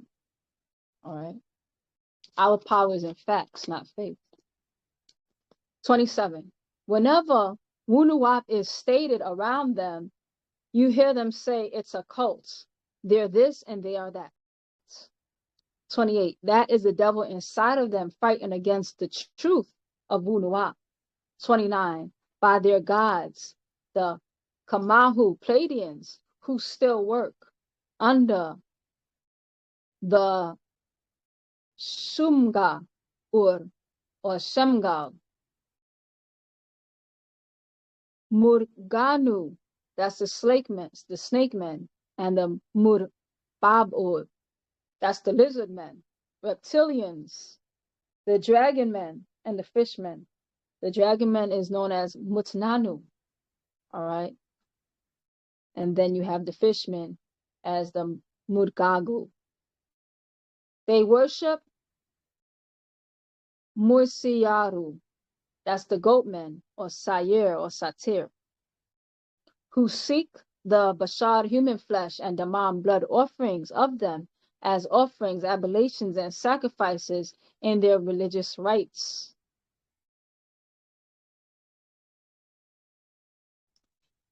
Yet they will dispute this when asked why your god or gods, by whichever name, ask for Bashar human flesh and demand blood sacrifices, only respecting Jasad meat offerings. Does your God eat flesh? These actual facts they will dispute. Those Mugdalor, disputers, they Gadul disputed even after the differences between facts and their folly has been clearly displayed. All right. So Bob is giving an example of the human sacrifice, all right, or the animal sacrifice, just the flesh eating, in their very holy books, all right? And in many cases in their religious rituals. And Bible's posing a question, well, what kind of deity are you serving? All right. And now when everything is being made clear, they still dispute it. And it reminds me of, like, for example, there's recently in 2024, there was like some type of class action lawsuit that's linking the relaxers that a lot of Black women have been using to fibroids and different womb problems. All right. So they have found that there is a connection, and some women have decided to sue. But a lot of times, with all the facts and the power about your hair and accepting your image, and a lot of the times we still find a way to explain that fact and dispute it so that we could stay the way that we are with that defect. All right, so that the effective image, that defective mentality that we just don't want to let go. So we find a way to dispute it. Disputing something doesn't always mean that you're going to be sitting there arguing with somebody. Sometimes you dispute it in your actions. So even when presented with the facts, you're disputing it in what you decide that you want to do. All right. So you'll dispute the facts. So now you end up having the same problems. All right. And it's nice to be like 70 years old with a full head of hair because you haven't had those chemicals. All right. And you start to find all the science of how porous your head is and how it can absorb so much. All right. From actual signals to actual physical things. All right. But sometimes some of us, we're too attached and we get left behind. All right. In old ways of doing things that was never conducive for our nature or for nature itself. All right. So that's an example. So they, Gadul, disputed even after the difference between fact and their folly has been clearly displayed.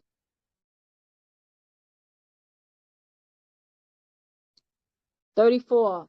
Tagol, ignorance drives them, and those of our own race who live in the image of this human beast." You know, I'm thinking as well, sometimes we know something is not right to do, but we don't really realize how damaging it is. So we say, you know what? I'll just do a little bit of folly. All right. I'll clean it up later. But we didn't realize just how, a lot of times we don't realize how interconnected or long-standing something can be. That's another reason I think we compromise. We know it's a compromise, but we don't realize just how big of a compromise it is. Sometimes our very unnatural nature doesn't let us see the connection. All right. That's why you don't have that full nine-mind reasoning.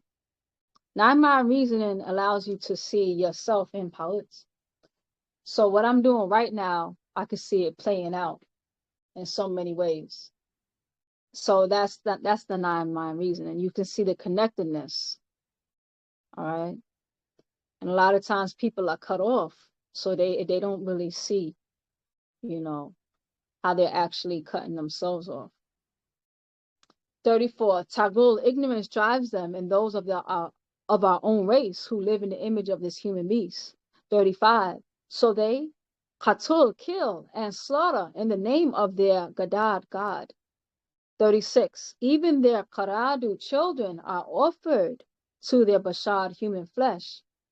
Baror, eating gods. All right. For me, after my research with a good conscience, I can't join the Eastern Stars. Just by my own research. The 5 pillars. And we starting off with the first pillar as Ada. And that's considered a good woman. And she's supposed to represent innocence and purity. And the father's going to sacrifice her because he's a great devoted soldier. Yeah, my conscience. But I'll study it. All right. And then we have that 5 pillar star that already takes us back to the Palladians anyway, that Baba explains. All right. So there's so much things to learn on this planet. I don't have the time to devote myself to that. All right. For example. All right. So 36. And research it so you know I'm not making it up. Research the 5 pillars, which are actually just 5 women from the Bible. And what was special about these 5 women? What were they contributing? What were they teaching? All right. So 37. Let's go back to 36. So even their Qaradu children are offered to their Bashar, human flesh, Baru, eating gods. 37. This is found in their own Bible. If you only seek and stop Gadul, disputing with Wunuwap, your Taklas, salvation.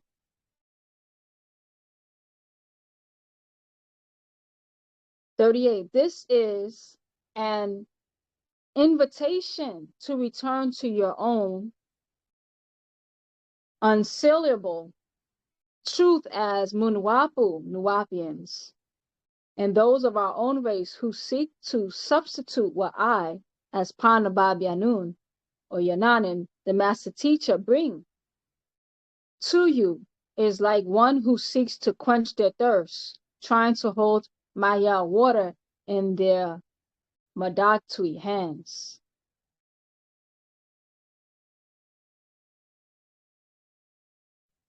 They can only hold it for a little while. So it is with those who try to act, and so it is with those who try to act and be like me. They can only pretend for a little while. All right? I have come across a lot of that on my journey. I try as a fellow sister to warn my brothers, especially I'm coming across a lot more brothers, but sisters too, to stop doing that. All right. So it's like when Baba comes with Wunuwap, and then another person tries to substitute what they have and say, I got something that's better than Wunuwap. I got something that's better than Wu Sabat. Stay by me. You know, this is the stuff I've heard people say. All right. And they might look good for a little while, but it always doesn't go well if they don't stop. Sometimes people stop, sometimes it's natural to want to size up to your father or your mother. Sometimes that's natural. I mean, especially depending on what's in your nature. And you want to size up and, you want to wear, and then you get life comes a full circle and you're able to go back and be like, mom, dad, I was very egotistical. Sometimes your ego needs to play out. But for some people, they never jump off that ego train and they destroy their lives. All right. And there's people I'm not going to mention because I want to give people shout outs.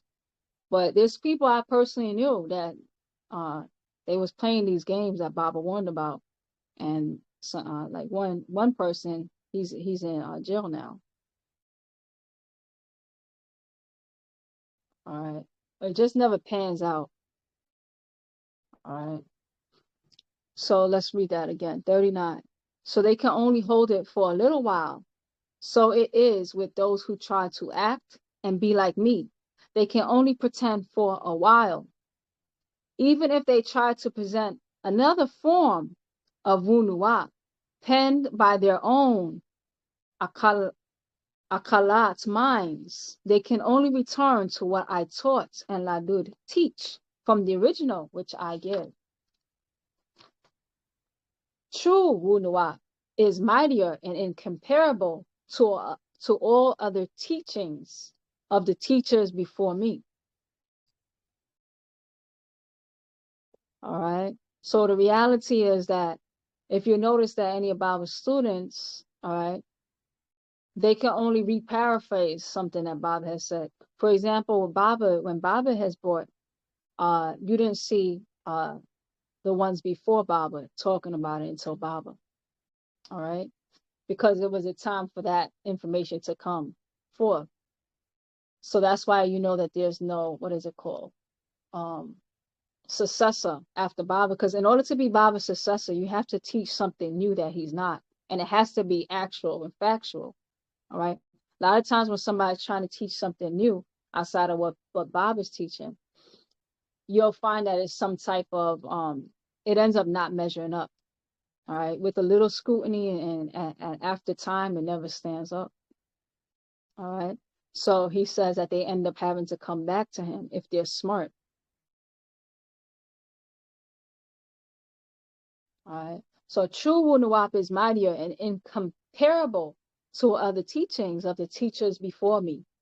43. From 1970 to 2000 AD to right now, none has been able to bring forth such facts and truth. For our true disclosure in the Zayet's ultimate proclamation. Zayet's ultimate proclamation. 44. The imitators' pronouncements end up in the trash. Truth is truth. Let the ones who Gadul dispute what I have, let the ones who dispute what I teach dispute. All right. So let them dispute. Because what's going to happen? The imitators, their work is going to end up, is not going to stand the test of time. 44. I have conveyed to you your Lahaj Nun, own language. Have any before me done such a thing? It unveils to you how you have been misled by tone, sound, tazazat, vibrations, by frequencies. Your key of life and living. Have any done such a thing? All right. So Baba brought us a language, and a language that's genetically calibrated specifically for us. And Baba explained. All right. So the language is not my strong point. I'm going to be honest, but just by very chanting, all right, chanting has improved the way I breathe, the way I talk in general. Because the language, and I realized that it retrained my ear. If anything, my ear is retrained. And I realized how damaging English really is, all right, to our very frequency. Because you don't vibrate the same. And after you speak in English for so many generations, listen to it doesn't matter how dark the person is, because I heard this black guy, he was talking. He sounded like a black guy, but there was something special about his tone that sounded very annoying. And it's because he's speaking English. And I'm like, he's been speaking English for many generations. You can tell by the vibration. I'm like, wow, I can hear the vibrations again because of the language. Before I was kind of deaf to that. All right.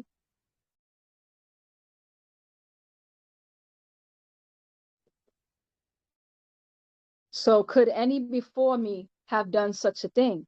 For if they could, they would have. Yet they did not, because they could not. They only teach and reteach the Bible and Quran of the Makasu, Caucasoids, and the Murabu, Arabs. 51. Wunuwap is the Tamum, perfect Hadayan guidance of the Zayet or Dayet. Ultimate truth if you accept it and not dispute. All right. So now I want to explain the difference between confirming something and disputing it. All right. So for example, a lot of times you have to look closer. It's okay to scrutinize something because you don't know. I don't know if you're telling me the truth or not. But Wunuwap is defined as facts. confirmations, all right, how he started. So once you have the facts, the confirmations, the truth, what are you disputing? All right. You're disputing your own ego. Okay, you know what? I know I shouldn't do this, but I'm a good person. So, I'm gonna compromise a little bit. I know I shouldn't entertain that energy, or I shouldn't entertain that person anymore. This is not good for me, but I'm gonna find a way to dispute that fact. All right. All right. So now I know the science of here. I know the science of vibration, but I'm gonna dispute that fact after knowing all that and still go and put some blue contacts in my eyes. All right. And I'll find a way, and I'll say, um, Aborigines had, I've actually experienced this. Aborigines had blonde hair. So me bleaching my hair blonde doesn't mean I want to be white. You still want to be other than self. All right. And then they'll show pictures of Black people with blonde hair to justify why they should take their dark hair and bleach it. All right. Or whatever the case. All right. So questioning something, once you get the confirmations, all right, because questioning something that you don't know for sure about, that's still a form of wunuwa. All right. So, somebody tells you something and you're asking questions, that's a form of wunuwa. You explaining something, that's a form of wunuwa. All right. Now that we shared the facts, what's there to dispute? Once it's been confirmed, what's there to dispute? So I just wanted to clarify the difference between, because some people, they still come in, they try to twist something and they'll say something and I'll ask a question, or somebody will ask a question and they'll try to act like you're not supposed to ask a question. And I'm like, I've come across a lot of liars. I'd be dumb not to ask a question. All right. And I expect to be questioned too. And if I don't know, you know how many times I say I don't know? I just don't know. All right. I could find out though. It's a good thing you asked, because I wasn't even thinking along that line. And now I know to find out myself. All right. So Wunuwap is the Tamum, perfect Hadayan, guidance, and the Dayed, ultimate truth if you accept it and not dispute. Wunuwapians who are devotees and stay devoted, you who continue to stay firmly each time you namuz, pray, and or ranum chants, even natuk speaking nuapic, you're linked to your Salafu ancestors. 53, you are being established in this physical world as well as the etheric Tapal world to come. 53, yet those who Gadul disputes and refuse to accept Wunuwap, they have, by belief, created a manrar, hell's fire for themselves. For this is what the Bible and the Quran tells them awaits for them. For just one mistake, you decide. All right. So, feel free to unmute. That is the end of chapter. What chapter is this? Chapter 4. All right. Chapter 4 is called Pa Mugdaloru, the ones who are disputers. All right. So what are we deciding in that scroll? Who would like to unmute? I just want to give my gratitude and say, well, first off, Rahubat, everyone. And I want to give my gratitude to you for doing what you're doing. And I really appreciate it. I'm new here, so that's all. I Oh, yield. Rahaba Jamal. I see JTR. Is that what you like to be called? No, actually, I go by Shamar al Mustaqim. It's Arabic and Muslim. I mean, in Hebrew, I'm sorry. Okay. Stands for the guardian of the straight path. But, you know what I mean? My actual name's Jeffrey Rankins the third. That's why my name there is JTR. Okay. Well, I appreciate you being here and joining us. Okay, thank And you. yeah, and Tawahat for taking an interest in our scrolls. Thank you. So, so who would like to say what they took away from that, like in one or two sentences?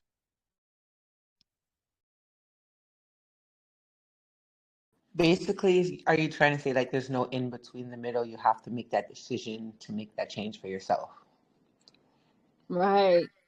Yeah. Yeah. But do you find that there's disputers on the other side too? Because you could be making that change, and then you have those that are iffy, whether they don't know you personally, but they're iffy about you, and that's what makes you, because you have the nature, want to kind of go back. Like You get what somebody I'm else, saying? like you feel the pull of somebody else's opinion. Yeah, like and you're trying to do the best and come in Wusabat and be a part of the divine love and everything, but then you have those that dispute that are already there, that like you're doing everything to get them to accept you, but they don't. Aren't they classified as disputers too, because you're not, or are you just observing? Like, what would you call that? I would call that hypocrites. I would call them hypocrites. Um, and also, I think we could all relate to that because I don't feel accepted by everybody myself. But the reality is, I've realized, Bobby explained, that there's so many distractions, and that's some people's job, because Baba says that when he incarnated, you have disagreeable forces that incarnated with Baba as well, and they actually follow Baba wherever he goes, every time he incarnates. And some of them, their job is to keep people from getting close to Baba, or getting close to the facts, or getting close. And there's some people that, for me, have been very off-putting. So, and I realized, if I'm gonna be honest with my experience, it made me lose a little bit of respect for Wu Sabat, because well, Wu Nuwap at the time.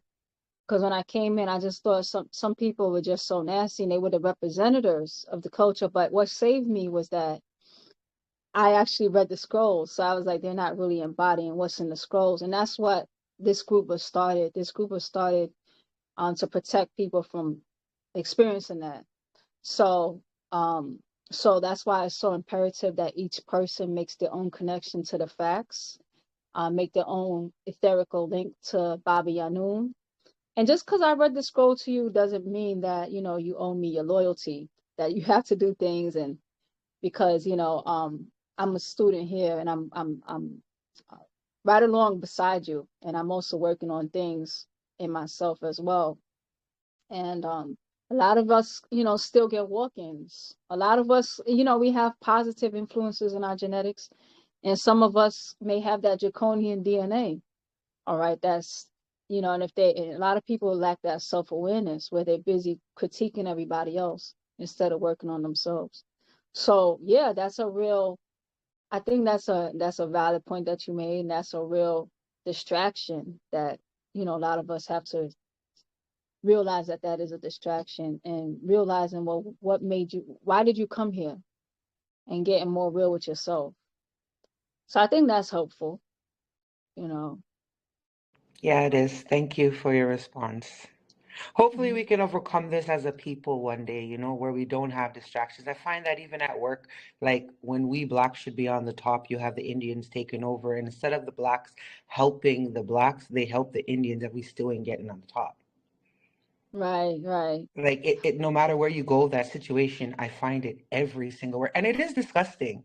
It's very disgusting, because you're supposed, like, I look at it, we're supposed to be loving people. Like, what are you even doing here if you're having mentality like that? Yeah. A lot of But the that's just times, my opinion, and I'm observing, and I might be it's okay. quiet, but I am always taking in everything, and I might just visualize what you're reading in my own head and try to come up with it on my own, like an answer. If I ask you a question, I'm getting out of my comfort zone.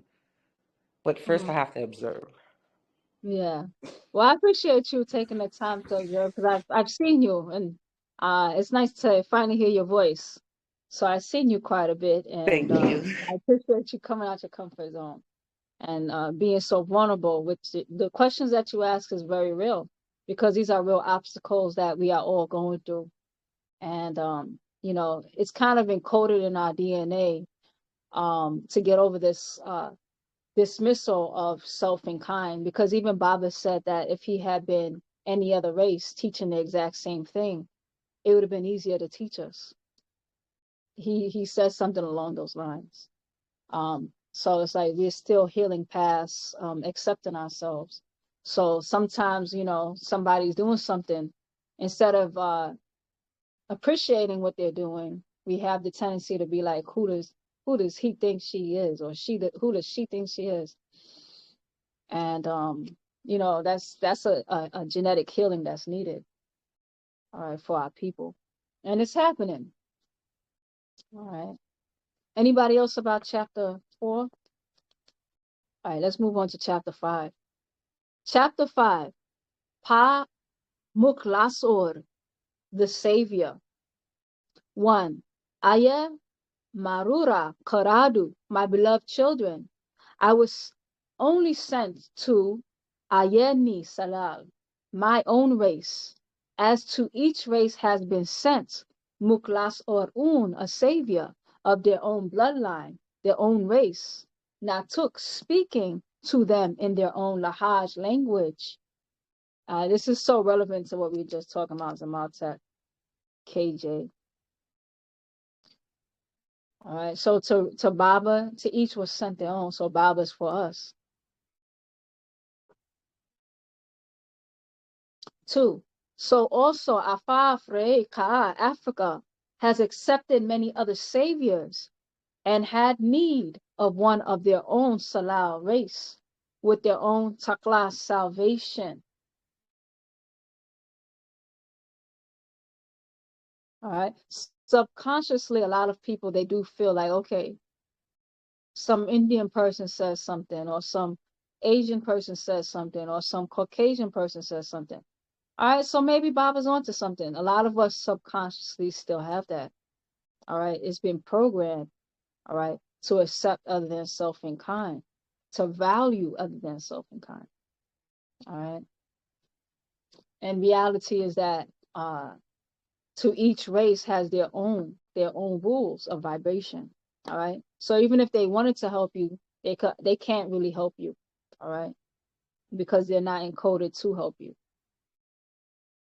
All right, especially if you're older than them. All right. So 3, a savior was born in Africa as Africans to bring forth what is needed for the Shafayat's healing of Africa, and Afafre Kahu Shashasu, African persons, and those whose root seat originated from Africa, now residing elsewhere. All right. So Bible says our root seat. All right. A lot of us, it's not just for the liberation of Africa, it's for the liberation of Africans anywhere, and we're everywhere.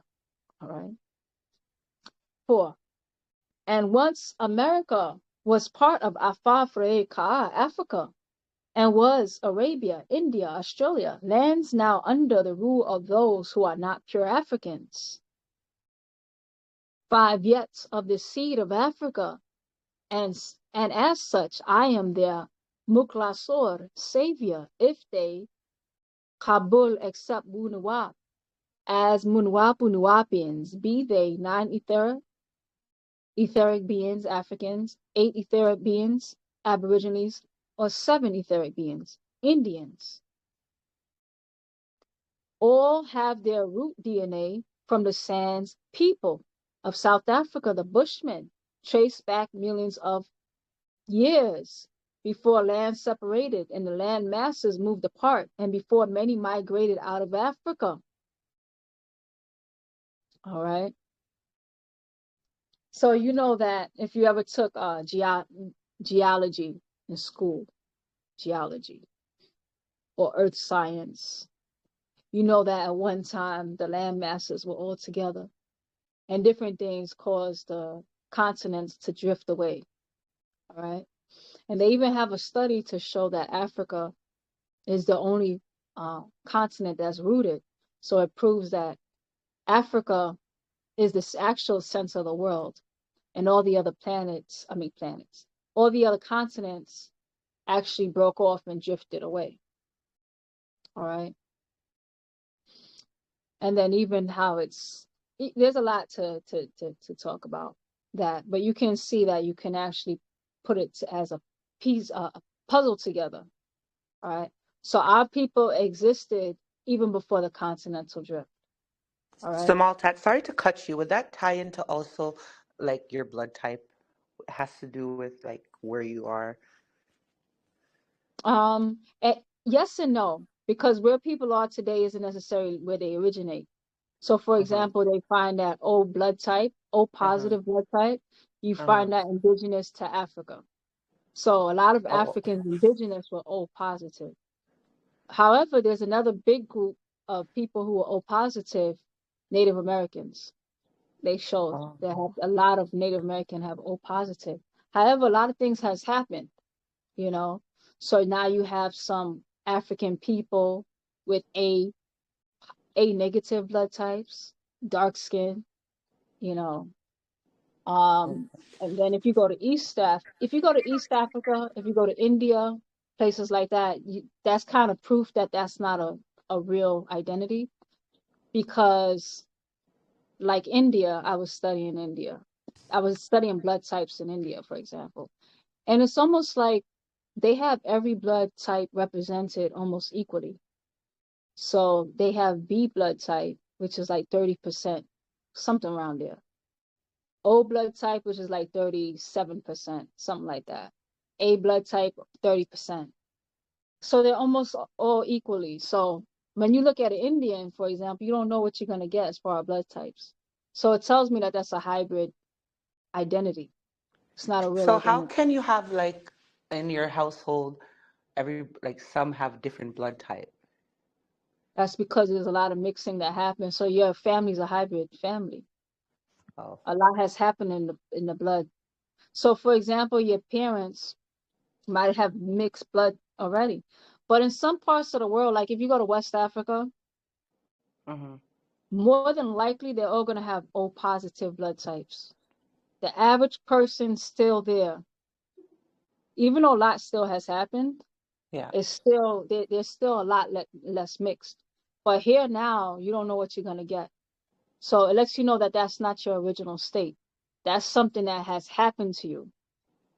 Mm. You know what I'm saying? Yeah, I So you don't follow. know, do you have an Asian blood type? Do you have a Caucasian blood type? You know, you do all these types of things. Is your blood type even African? Because some of us have this dark skin. Now I need to hear and won't even have African blood anymore. And some Caucasian people technically have African blood. All right. Okay, thank you. So yeah. So the average person, well, in many places, they're that's why Baba said, you know, we're not quite non-ether anymore. All right.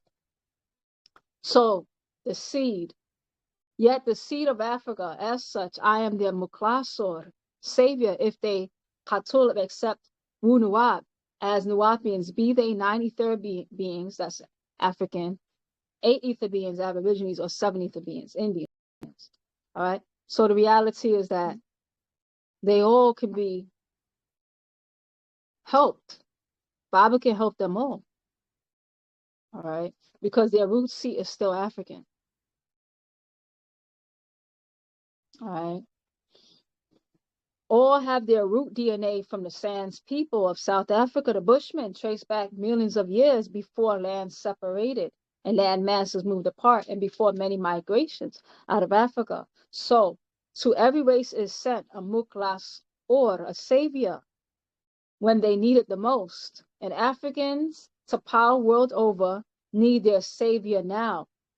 I, Panabab Yanun, Yananin, the master teacher Yanun, and the savior for Muftar or animists of animism, our Kadem ancient way of life and living our own Kadab culture, which went undefended for thousands of years. Under the attack, under the attack of Zaamat's religions for Mesopotamia outside of Africa, Pasafahat's the books, doctrines, teachings of the Adamite race, and their lahajats, languages, and Za'amat's religions, even their cultures, be it one, Jewism, two, Christism, and three, Mohammedism. Each had their own savior of their own race, Moses, Jesus, and Muhammad. They are not Africans, Nagaru, Negroids. They did not Natuk speak an African language. They are not our saviors as Negroids to power world over. Safahats, whom, their own books, being the Old Testament, that's the Tanakh, the New Testament, the Gospel, and the last Testament is the Quran. 10. And their Book of Mormons, each confirmed in their own lahajats, languages, that they were not Rasulah sent to the Adamic race of people, not to us. 1. Rei Kaahu, African Negroids. 2. Australu, Aborigines, Australia. And 3. Javaru, Indians, or India. Or the Asians. So none of their Safahat's books or their Zazazu men with their books can or could have been the Muklasor for Afafa, Reye Ka, Africa. From Africa, as an African, to each their own. All right. So I just want to break down the word animism real quick because we talk about animism a lot. So it's important for us to really comprehend what animism is. Take time to connect to that word animism.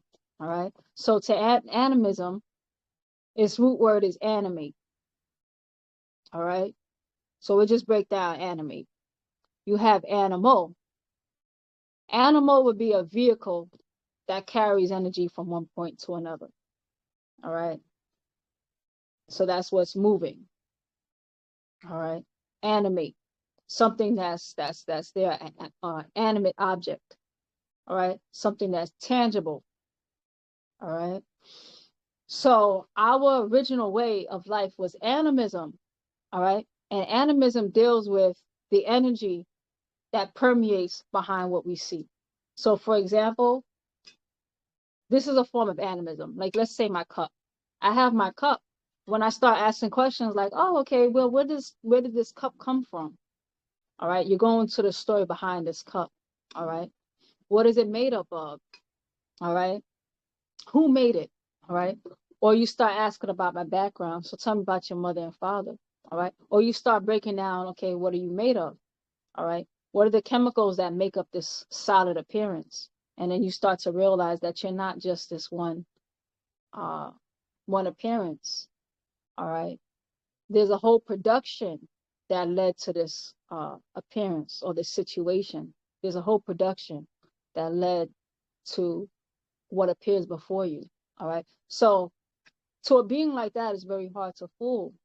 All right, because that's a type of an investigative type of mind that can connect. All right, so you can't just show an image because that image is going to be broken down further.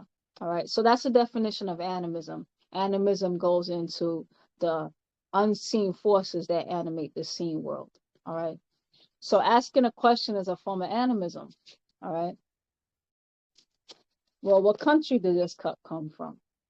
All right, what material is made out of this cup? Because this cup can look exactly like another cup, but the other cup might be made up of styrofoam and it's not appropriate to put some type of thing in there.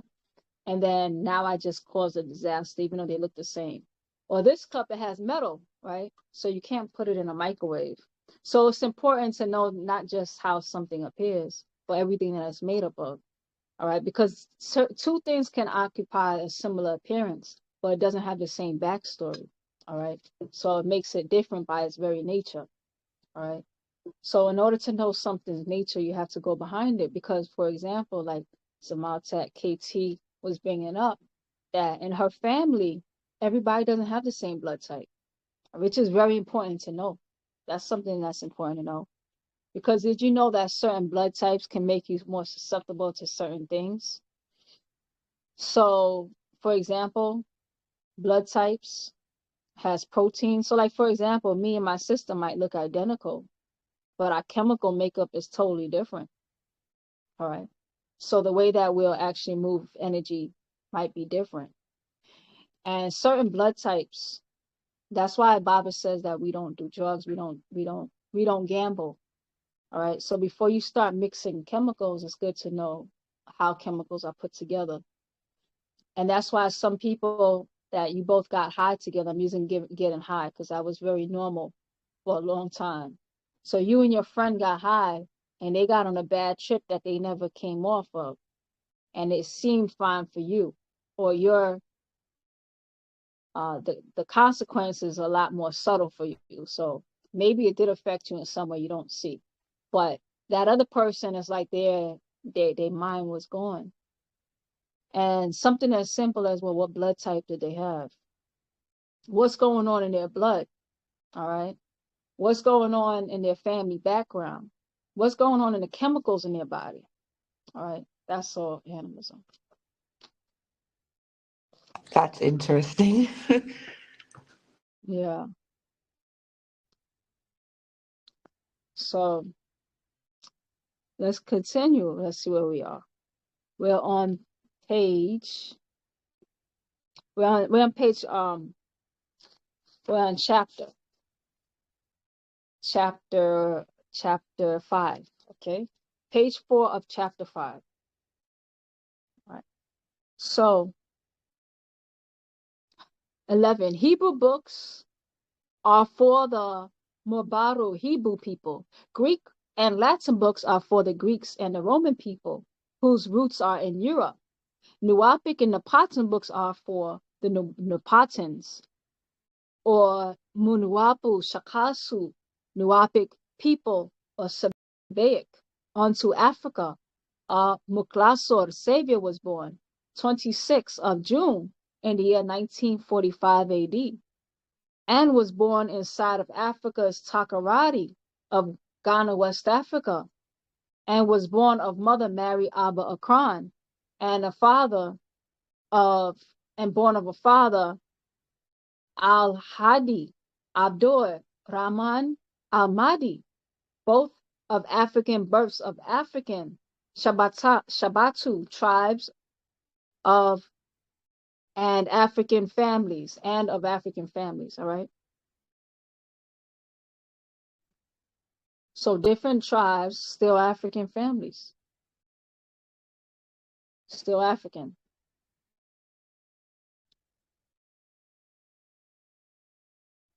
14. And was Nazula incarnated 1 second past 12 midnight onto Tuesday.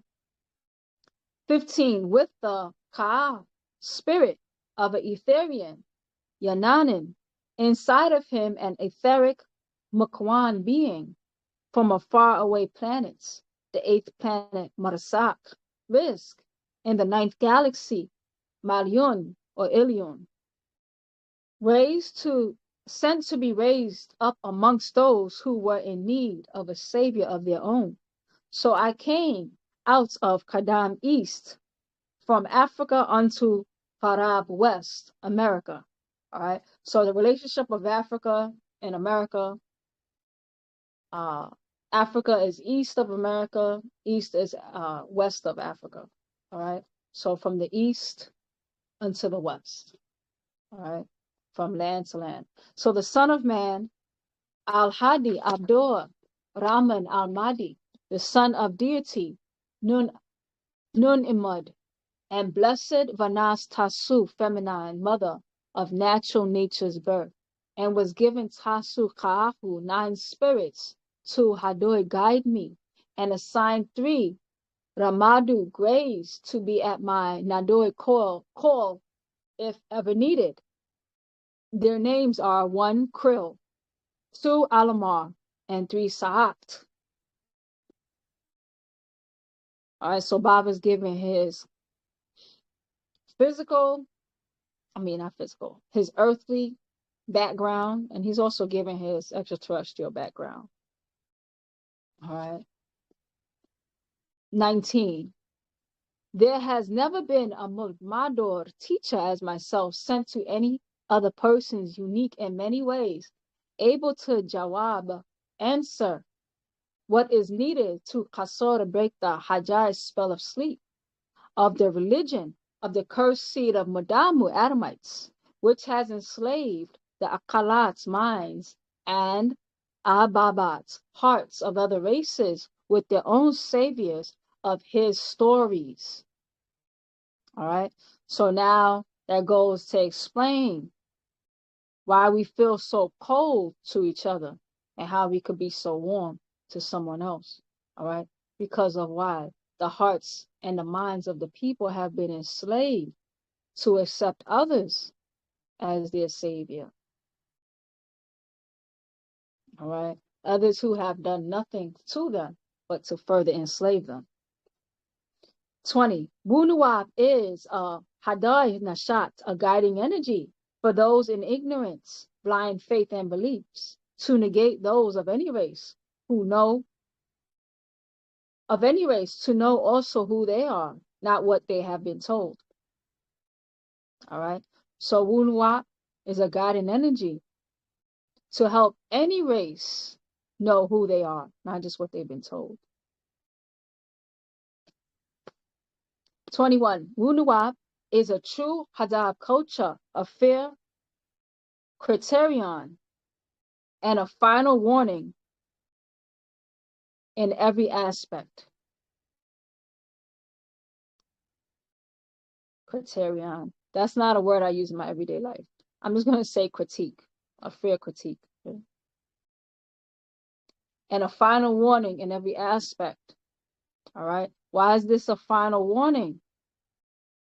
All right. We're learning about the science of chemicals, chemistry. We're learning about the science of DNA. We're learning about the science of intakes. We're learning about the science of habits. All right. Right when one reality is ending, all right, making way for a new. All right. So that's why it's the final warning. So that you don't have to go down with all the traps that's meant to ensnare others. All right. Because as we learned that the Adamites, they're not needed anymore. So they're actually being, by their own designers, by their own creators, and by their own hands. All right.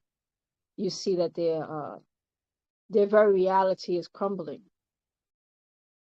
All right. And what's fortunate for you is that you have something outside of that. You have something that predates that. So it's your final warning if you can make that jump before that final crash. Some of us we love it too much. So some of us we're just going to be going down with the Adamites. Too much Adamite genetics or whatever we have going on. All right, but we're having the warnings now. All right. And it's called the final warning in every aspect.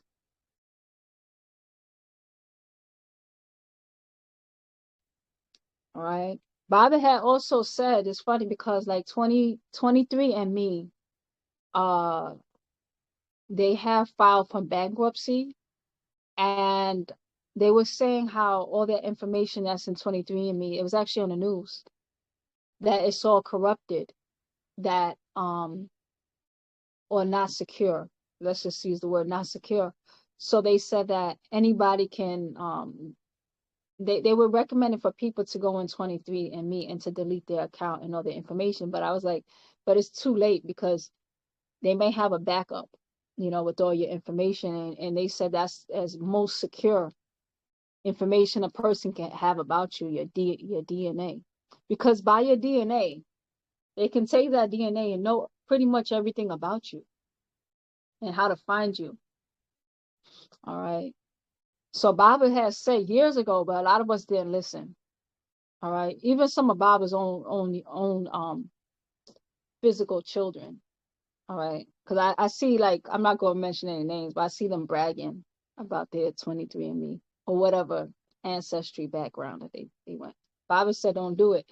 But he said, yeah, when y'all start getting abducted, don't come looking for him. That's what he said. And the reality is that part of that was designed because they're constantly scanning for whatever they're looking for. All right. Okay, so I have a question about that statement there. So to retrace I'll say our history, our ancestors back, what would we consider doing? Would we go about it privately, or would it take, like to know a personal chemist or anything like that? how would you say that I Right, should go about that? right. So that's a good question. Well, it first goes back to doing for self and kind, first and foremost. Um, so that is something that we should, if we're really interested into that, we have enough information, and instead of putting ourselves at the mercy of people who don't have your best interest. And then secondly, I want to also state that those test results are not really reliable because there's a lot of politics behind it. Hmm. And what I mean by that is that they don't go to the origins because they say, okay, we're going to look up your origins. Oh, it says that you're from Nigeria, or you're from uh, Turkey, or wherever. You're from America. Hmm. Because uh, it just makes a distortion. So when you want to talk, on mute, and then mute when you're not talking. Okay, so You could, mhm. I'd say basically, I acknowledged you. That's Yeah, all I no, said. it just makes a distortion because sometimes other people, it makes a distortion. So you can mute and you could mute again. Okay, So when okay, you, yeah, when you want to talk, just unmute it, because the Telegram does a distorted thing with for some people. All right. okay, okay. All right. Yeah. So yes. So you want to say something? Yes, I was just saying, Mhm. thank you for that. I was just kind of Mhm. curious as to how we would, trace back to our ancestors or just, know our history. But, I was kind of afraid of, I seen that 23andMe, the news document or whatever, just Right. seeing, how, and then what you're saying now, it actually correlates. So that's kind of Hmm. fascinating to me. Hmm. Thank you for that, though. Appreciate it. Yes. Yes. I yield now. I appreciate that. So I want to continue answering that as well. Of how the 23andMe work is that it's not really accurate because it goes by who is in that place now. So for example, you can have let's use the Iwi people, all right, who's not now mostly in Ghana. That's a tribe. But when you do their history and their lineage, they actually take they're settled in Ghana right now. That family known as the Ewe people, EWE. But if you go and you look at their origins before the 1700s, you find them in Sudan, or you find them where it's located now, Sudan or East Africa. And there's many migrations and different things happening, and how one group of people can be one place and then they'll end up somewhere else. So it's a way of like cutting people off from their true legacies. All right. Even what's another people who take their it shows that they moved over time. The Yoruba people of Nigeria. All right. Uh, according to their own oral histories, they go back to Egypt. All right. But what they'll do is they'll tell you, oh, the people who are there now have a lot of Turkish blood or whatever, Arab blood. And then they'll say, well, these are the Egyptians. And the people over here, they have nothing to do with the Egyptians. And those are the people. And the reality is that when you talk about your origins, when they play these politics, um, all of that is wrapped up in 23andMe and all these other genetic testing, because there's a lot that they limit. All right. And even like the Ghana Empire today, the Ghana today, it was known as the Gold Coast during colonialism. And then in 1960s, they said, we want our liberation and we want to name ourselves. And they named themselves for the Ghana Empire, which Ghana Empire is not where it's located today. Ghana Empire was not on the coast. It was more up where Mali is. All right. And it includes Senegal, Mali, Burkina Faso. It includes a lot of different countries. And it didn't include where modern Ghana is. But the Ghanaians said those are our ancestors, and we want to claim our heritage. So if they left it up to the colonial forces, they would be cut off, even though they moved down. So it's too much games with that, and that's why we have to take our own stories back, because colonialism changed and altered many people's stories, and many people got displaced, and many people who settled in certain places, they're not originally from certain places. So it's an inaccurate depiction anyway. So I wanted to just say that, as well. So let's continue. All right. So we're on still chapter 5. Make sure chapter 5. Chapter 5 called the Savior. Okay.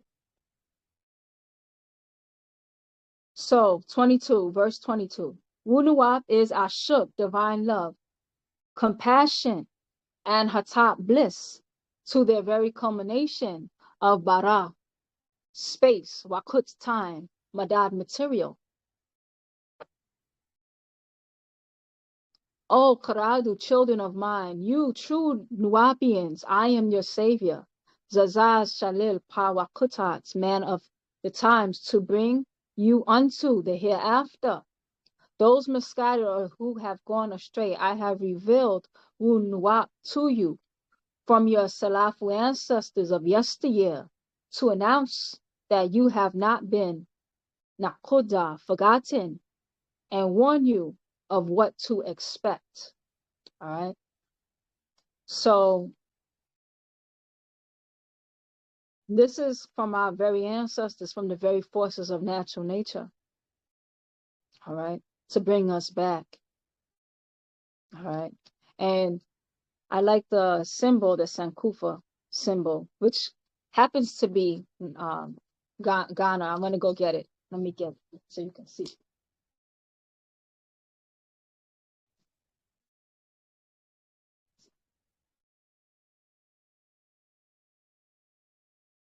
All right. That's the symbol.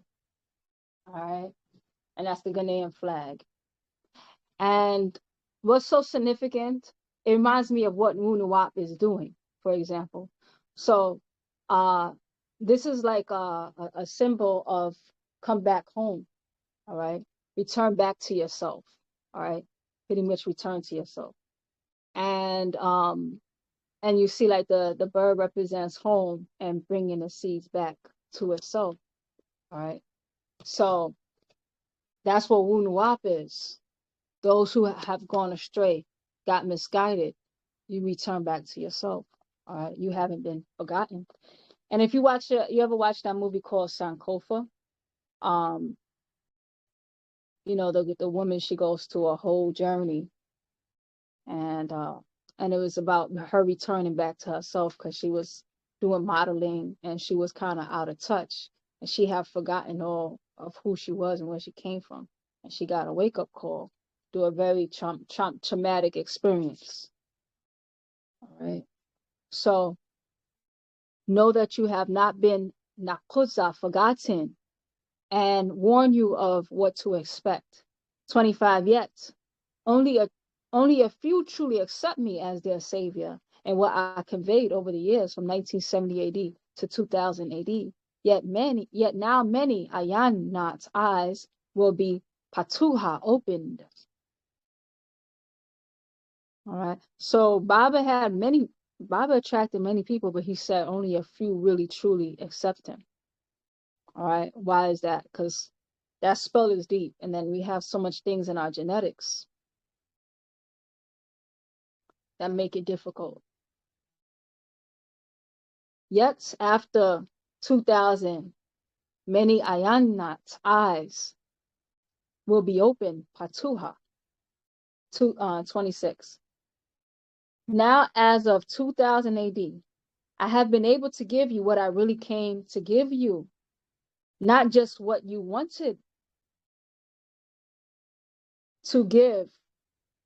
me to give, of expired religions of the Bible and the Quran over the schools, only because that is what you wanted and what you asked now has expired. All right. So this is part of Baba giving us what we wanted. All right. So we had our own holy book. That's what you want, right? So I came giving you what you want, so you would learn to want what I have to give. All right. So that's what Baba meant by the holy tablets is updated. It doesn't mean you can't read it. because I obviously read it. But now, Baba's not giving you what you want. He's just giving you the facts, all right, as of 2000, all right? So all the cumbersome, there was always some jewels in, there's been some amazing jewels in the older scrolls, in all of them. But all the cumbersome parts are taken out, all the other interferences, all right? So now we're with the actual facts, all right? So he doesn't start or preface his scrolls that way anymore. He ends a lot of the scrolls by just saying simply truth is truth. All right. 28. Some of you chose to stay behind. Some of you chose their own way, then led their Karadu children into the Tapal world of the West. And the culture of the Adamu Salah Adamite race leads astray. Thus you left them an inheritance of terrible decay. All right.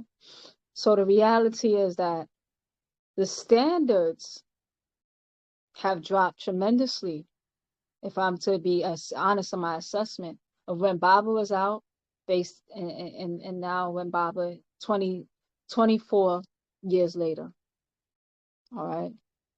The standards have dropped. The people are out of shape, bad skin, overweight. I'm not saying everybody, but I'm just saying the children, a lot of them aren't happy. You know, a lot of things has happened because of why. A lot of us really did things our own way. All right. And things went into a state of decay.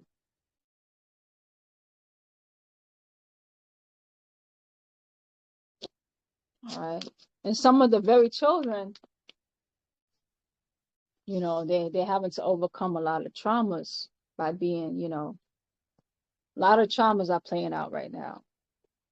All right. So the evil hearted of you tried to cover up. They walked with me, cover up the Madatat's words of truth to keep it from their Karadu children who seek to know the truth. All right. So there's some people that they were a distraction and a hindrance in their own children's path. All right. I actually heard this one sister who she's connected to Baba. All right. And she's going around telling people, can you take, your sister actually came and telling me to take Baba's picture off my social media. And then I tried to have a little compassion, like, you can't really tell me what to do, sister. But and she's like, it's weird. You put pictures like you know, in your home. I'm like, I was like, Baba's pictures in my home right now. All right. And it's like, you know, becoming a hindrance of me making that connection. And it's like, well, I could put Baba in my home because I respect him a great deal. And this lady in the picture, she's my mom. I respect her a great deal. And there's other beings in here that I put on my wall that they've accomplished things that I like to be influenced by. All right. So it's a reminder and a way of keeping that energy. All right. And then you have some people, and then she said she told her own son, can you take the picture down? But he didn't want to listen. All right. Or whatever the case is, people are covering up the facts. All right. So their Ayababat's hearts were blinded and they lost the straight way. Finally, they turned to the Tapal world of Adamites to their upcoming dismay. All right. So I didn't grow up on the land or anything like that. I only knew of Baba after his incarceration. So I'm from the world of the Adamites, so to speak, for example. All right. So I have an appreciation of why these different things I needed, what Baba is bringing. All right. And it's like to trade that for the reality that many of us are living, you have to be a little bit insane. All right. Because of what's normalized in this society is really the destruction. All right. Just look at look at the standards by it's falling every year. Actually, I would say every day is falling in America, for example. The health of the people, the mentalities, the love lives of the people, their family life. All right, what's family anymore? All right, the neighbors looking out for each other. All right, 31. I, Panabab Yananan, the master teacher, only manifested the truth as Wunua, authenticating what I have given you as the actual facts. 32.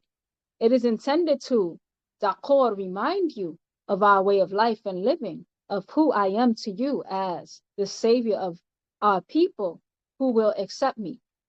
Some of the slanders conjectured that I was sent as a Muklasor savior. Furthermore, some claim he is not a good religious Azaz man. That which I repeated to them again and again. I never claimed to be a good religious man, according to your or their Bible and Quran. I said it again and again. I am not holy. 34. I am not righteous. I am not religious, according to the laws of the Bible and the Quran. 35. I am a teacher, as all other teachers, only with what no other teacher had to teach. 36. A master teacher, Pa Kahen Mukwan, the supreme being of this day and time. Yet they chose to judge me by the laws of their religions, which I am not bound by at all. 37. I am a teacher, not a preacher or minister of what you seek in men of faith and belief. 38. I come to save that which was lost, to teach that which was forgotten, not to announce to you that I am holy, faithless, blameless, according to your religious laws. 39. Those of Salah Nun, our race, in the West, who did announce unto you all messengers that did not come from our own ancestors. They took from the Jews, the Christians, and the Muslims and their religious laws. Nothing at all to do with Africa and us Africans, be they called 1. Hebrew Israelites, 2. Black Jew, 3. Shrine of Black Madonna, 4. And other Christian groups of Blacks and Moorish Americans, Nation of Islam. They all depended on non-Africans as their saviors, non-African languages, non-African cultures, non-African religions, non-African God or gods.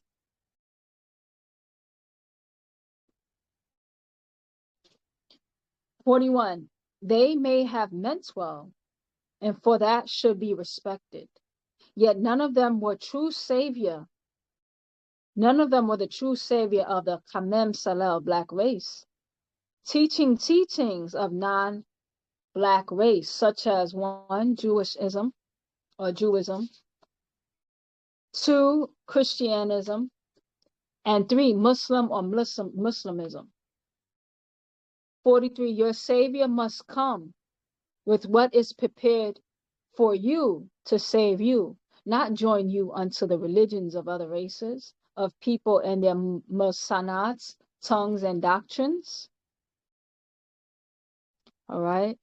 And not to disrespect Minister Farrakhan, not to disrespect him at all, but look at his grandchildren. His grandchildren do not look Nagaru. All right. That's what happens. All right. So we went from that to marrying the devil, quote unquote. All right. Why is that? Because he still takes you back to Arabic God. All right. So it makes you or a Christian God or a white God. All right. So eventually you're joining on to that. You're going to join on to the mentality. Eventually you'll go right back to sleep. All right. So 43. They were never sent to save you, only wake you up to the fact that in 1970 AD, Pa Muklasor, Savior, would come for you. We never commissioned them with what they taught. All right. So Elijah Muhammad has said that there was going to be a savior after him. All right. And to look out for, he said that what he had was baby knowledge. All right. But outside of that, nothing that was taught was commissioned for them as far as tying you back to those foreign overlords, those alien overlords. All right. 44. We never sent them with the intention of misleading our own race to other Zahamat religions. They could have looked to Africa, not Jerusalem or Arabia, and found the right way. Why then? They not have done that in their time. So why then should they not have done that in their time? All right. Why are you going to Arabia, Jerusalem? All right.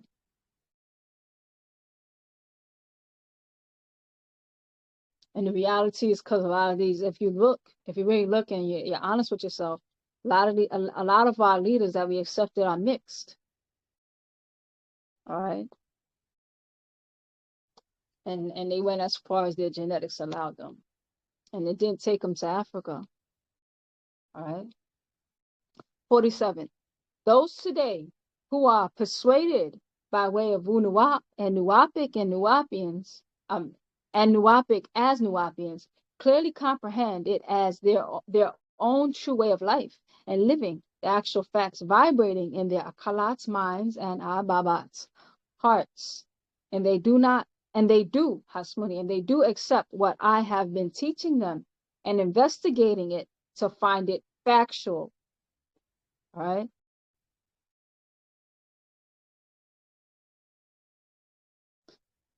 That's powerful. All right. Because you have some people, they just like to be taught, preached to. Some people are lazy learners. And what I mean by that, they just want to come, feel good, sit down and be preached to. All right. And some people are active learners where they ask questions. All right. They're investigating. All right. It sparked them to a thought. And they say, you know what, I'm curious about how this works now. Let me look into it. Wow. And that's how you get the power behind something. All right. So you don't mistake what somebody else knows for what you know. Did you take time to know it? Because I could sound deep until you go and you look up the facts for yourself. And that's why so many people keep getting exploited. Because there's a few people who read one or two scrolls, they sound deep, they get addicted to the attention, and they like when people look at them and they mislead their own lives and the lives of so many people.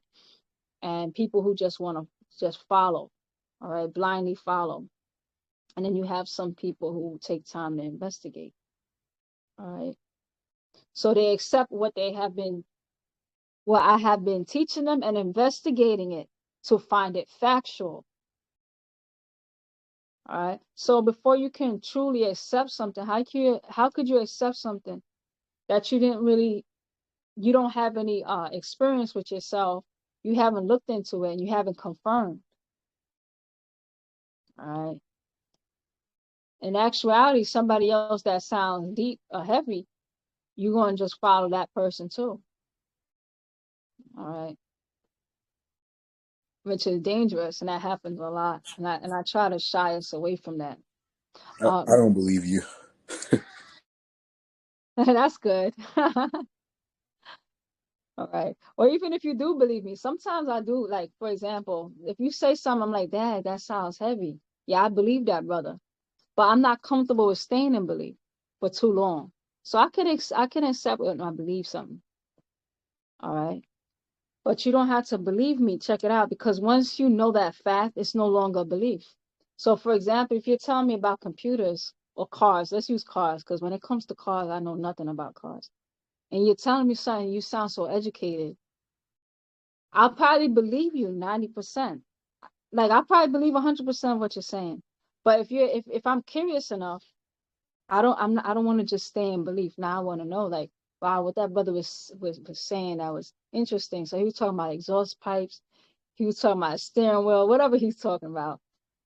And now I'm not at the mercy of just believing him. I've confirmed it. Now I know too. I know what he knows. Yes, Thank you. Jamal. Thank you. Yes. Yeah. So that's wonderful. People who ask questions. All right. 48. They are now establishing this right knowledge and imparting it wherever and whenever. And the world now knows Wunuap. It knows Nuapians. 49. The world now knows Pa Nabab Yananin, the master teacher, the savior of my race, and those who choose to accept. The whole world has seen and beheld my person. 51. The arrest of my personage has only made my face known to the world over. The arrest of my personage has only made what I have came to teach known to the world over. The arrest of my personage has only made more Nuwapians than ever. I am the savior of this Zamut's day and Rakut's time. You decide. Now I can attest to this. With Baba, because I didn't know who Baba was until after his incarceration. And just the whole story of made me curious about, okay, what made him so special? All right. Because I looked into the case because at first I know he was arrested. I didn't know that he was incarcerated. I didn't know. And I may have maybe read one book. Maybe I didn't read any book. It's kind of a little bit foggy exactly how it happened. But all I know is that I was fascinated about Egypt of the West. I had saw that there was pyramids. I said, wow, he did that. And that's what they were doing. And so then I think I did come across a book maybe. And then I found out he was incarcerated and I was so disappointed. But then I was like, just because he's incarcerated, this is my mind frame. It doesn't necessarily make him innocent, doesn't make him guilty. It makes him worth investigating. That's what I said. So I'm like, he seemed like he's being targeted, but for what reason? That don't make him innocent. It don't make him guilty, but it makes him worth investigating. I'm like, if he wasn't incarcerated, would I have put that same energy to investigate? Because I'm like, what he was holding, it made it seem more valuable because it seemed like instead of just sticking to what happened to so-called victims, they were attacking his work a lot. So it made me want to look into his work. And that's when I was like, wow, his work is amazing. And the way they was attacking him, they was kind of overdoing it. So it made him look a little bit more innocent, but I started to write him asking questions, but also I started to look into things. And the facts really was in Baba's favor. And, in time and everything, like what he's holding is powerful. So in my case, it made him known to me because I'm wondering if he had been out, would I have, I don't know.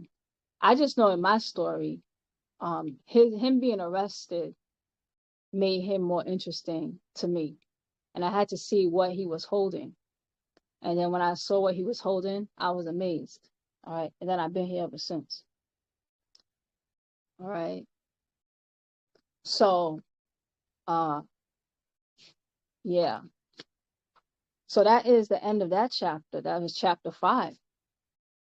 And then chapter 5 is called Ha Muklas Or, the Savior. All right. So does anybody have anything to say about that chapter?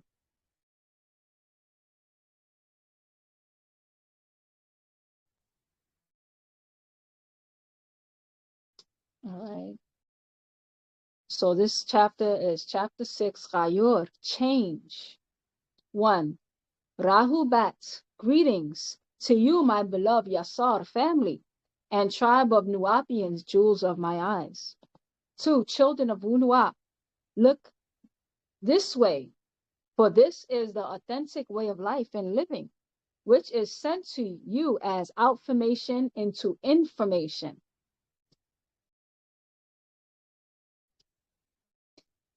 It was inspired into my Akal mind and Abab heart as a ajal, a large cure.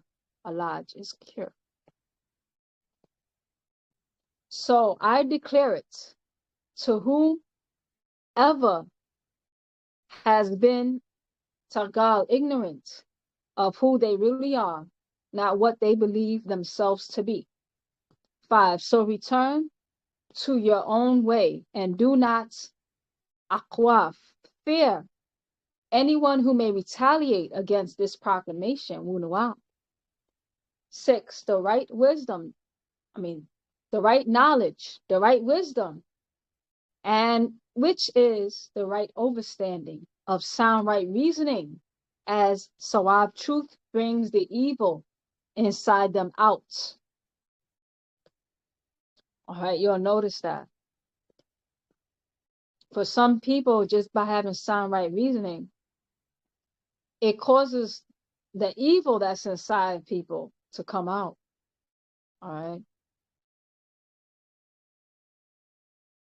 So I'm gonna use an example. I started this group because I feel like we all need to study more. We need to, so people can stop playing this information game that people have been playing and going on the internet and making themselves like they're so important. I'm like, just share the scrolls so we can really do things, get things done.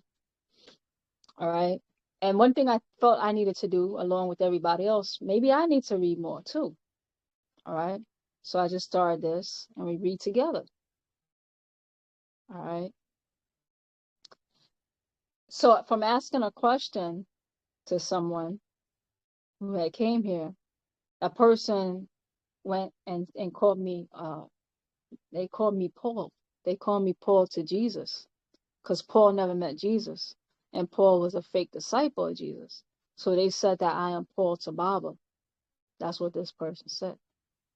I've never done anything to this person. All right. And then pick apart my clothing, all this other stuff. All right. I'm using it as an example. But behind the scenes, this person knew more about me than they pretended to know. All right. But I never did anything, never disrespected that person.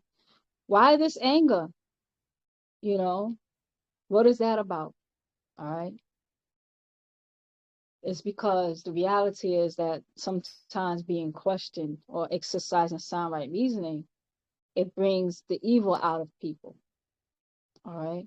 Wunuwap is a victorious doctrine, which will bring to naught the anger of injustice with the hand of justice blazing fire of the white light, the manrar, hell's fire, inside those who kawuf, fear the sawab truth. All right, there's people who fear the truth. All right. And that person wasn't new to the group. That person had been in this group for actually years. All right. Yet they never attended not one class until they wanted to come and ask everybody as if I would be embarrassed if I know Baba. All right. But if they had sat, I talk about all the time about coming across Baba's information. Now I didn't know him until, I wrote him and things like that. So anybody who studied long enough would have already known that. And I never put myself like I was anybody's leader, because the person also said that I allowed other people to mistreat them. I'm like, I don't allow other people to do anything. People do what they want. All right. I'm not their leader. All right. I'm a fellow sister and we read together. All right. So that's just a little background. I'm working on myself as well. And that's why I read the scrolls from Baba and not my interpretations. I mean, I still, tell you what I think about the scrolls, but I'm reading it, all right, as well, because of the stuff that people have been doing with the information, all right, to themselves and also other people. So Wunuwap is a victorious doctrine which will bring to naught the anger of injustice with the hand of justice, blazing fire of the white lights, the Manrad, hell's fire, inside those who will fear the Sawab truth. 8. Moreover, Nuwapians, Wunuwap will completely demolish the weak stricken of the Bible and Quran with the quest for hakakat, actual facts, sawab, truth, and tathbutat, confirmations, which those who are Jewish, Christian, and Muslim cannot rakur, razuk, provide from their Old Testament, New Testament, Last Testament, and Book of Mormon, in which they put so much saduk, trust. 10. Wunuwap erects in their place facts.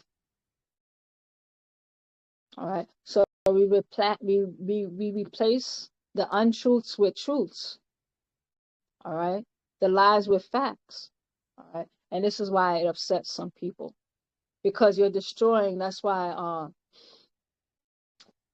they say it's easier to expose a small lie than a big lie. A big lie, which is right in everyone's face, sometimes it's harder to expose that, because big lies, you're disrupting the very illusions that people have been living. And a lot of times people resist because you're threatening my life. You're threatening the life that I want to live. All right. When you're threatening that lie. All right. Because I'm basing my whole life on this lie. So now you're a threat, because you're a threat to my very life or my livelihood. All right. I don't want to have to rebuild everything, or I can't. All right. So Wunuwap erects in their place facts. 11. To replace takuk or takak, faith, sawab, truth, and replace akadat's beliefs. 12. Confirmations to replace fictions. This will anger the evil inside them.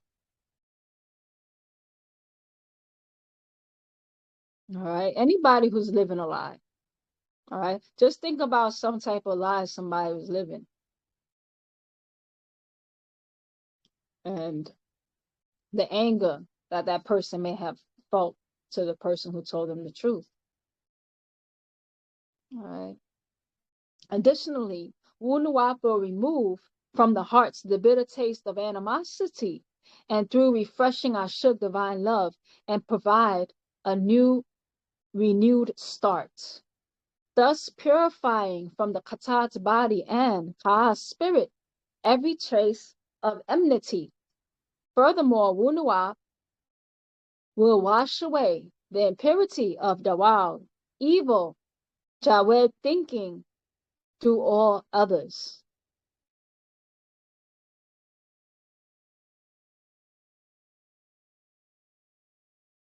Removing the need to hate others, and replace with the love of self and kind and respect of all others for who and what they claim to believe in their Qadar faith and Akkad belief.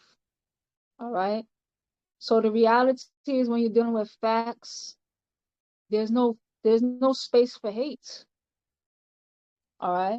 For example, if I know this person is bad for me for whatever reason, all right, it's the wise thing to leave them alone. All right. Why? Because of self-love. It has nothing to do with hate. All right. So for example, Caucasian, when you know the science of what or how it untunes your DNA, all right, mixing with them, partaking in the things that they do, the way that they live, what they're in tune with. It's not about hate when you say to each their own. That's not good for you. All right. So that's the wise thing. And if you love yourself, all right, you'll do what's best for yourself. And you'll be in your place for what's best for all. All right. So you'll accept that being for what it is. All right. So that's a form of ashuk. Accepting somebody for who and what they are, that is a form of ashuk. All right. So removing the need to hate others and replace with love of self and kind and respect of all others for who and what they claim to believe in their qadar faiths and akkad belief. Once and for all. Wunuwa will unmask the real face of falsehood with the penetrating sound of Nuwapu Nuwapians, exposing the treachery of all the imposters. You decide. All right. So that's the beautiful thing of confirmations. If we all took the time to confirm things, all right, all the gray area, or what Baba called the wiggle room, he called it the wiggle room. He said you're removing the wiggle room, all right, and that's why it's all right to ask questions, all right. If I know, I'm gonna answer to the best of my ability. If I don't know, I'm just going to say I don't know. And if you find out, when you find out, can you share with the rest of us what that answer is? And meantime, I'll probably be curious, all right, to want to know as well. And what's great about that is sometimes people sound deep just because you haven't taken the time to know it yourself. And then you find out that 50% of what they're saying wasn't even true. All right. So that's the beautiful thing about Wunua, is that it exposes the treachery of all imposters, because there's many people who come amongst us for all kinds of reasons. Everybody's not here for the same reason. All right. Some people are here because they really are doing some soul work. Some people are here because they just want to find another niche. All right. Some people are here because, honestly, some people just want, they might fetishize consciousness, and they just want somebody to sleep with. All right. Whatever the case is, people are here for different reasons, and they sound deep, all right, to you only because you're not taking the time to practice Wunawap. Once you practice Wunawap, they both can share the same appearance, but they have totally different natures. All right. Let's move on then. Chapter 7. Pa Mugalu, the ones who are ignorant. 1. May our Salafu ancestors protect you, Munwapu, Nuapians, of Wunuap, as I am with you always, sending Ashuk divine love, and bless your way, sent to Kalus, save that which was Dajua, lost to self in kind. 2. Munwapu Nuapians, know that when you speak with Jawewu or Jews, Kasasu Christians, and Muslims of any and all sects, these days you're speaking to the ones who are ignorant, as not one of them can show the original of what they hold in their yadadat hands today of 1. the Old Testament, 2. the New Testament, and 3. the Quranic Testament. They don't have the originals anywhere today, not even original copies they proclaim. Only what Zazazu, men, and Zaztatu, women, say after the Mawat's death of their founders, be it 1. Moses, 2. Jesus, and 3. Muhammad, claim they remember after the original was destroyed on purpose. 2. Talmud creates new sects of each that has now become many sub-denominations of each, and each claim only they have it right and exact, as they now kafuf fights and katul kill each other, the tapal world over. Many of our own race, Kabul, accept and follow behind this ignorance today. All right. So in order to hold those, in reality, when you hear the word ignorance, the root word is ignore. Ignore. All right. So with all the facts that has been put out and exposed, in order to claim any of these type of titles, you had to be very ignorant. All right. Or you had to be ignoring many facts. All right. To still be a Jew, Christian, or Muslim of any and all sects. All right. 3. Each claim they know their deity or God by whichever Ranan name, until you ask what does he or it look like, and They say unseen, ka, spirit, formless form. That is tagol. That's ignorance. 4. When you ask exactly, where is he or it? They will say up there in Taha, heaven, sitting on a throne or seat. You ask how far up? They don't know. They can't say. You ask how far is that throne? They look upward. That is ignorance. 6. You ask how old is he or it? They say he has always existed. 7. You ask how is that possible? That is ignorance. 8. You ask if he has all Sakamat's powers. Why does he not put an end to evil and wicked actions? 9. They say he is only testing Mukmamu humans. You say, but if he knows all things already, then he knows the result of the testing. So the test is pointless. That is ignorance. 10. How can they testify holding up the Bible or Quran, of which they never seen the originals? And if they did, they could not read them because the original language of the Bible and the Quran is lost. 11. And the books they hold in Hebrew and Arabic are not the original language or script. 12.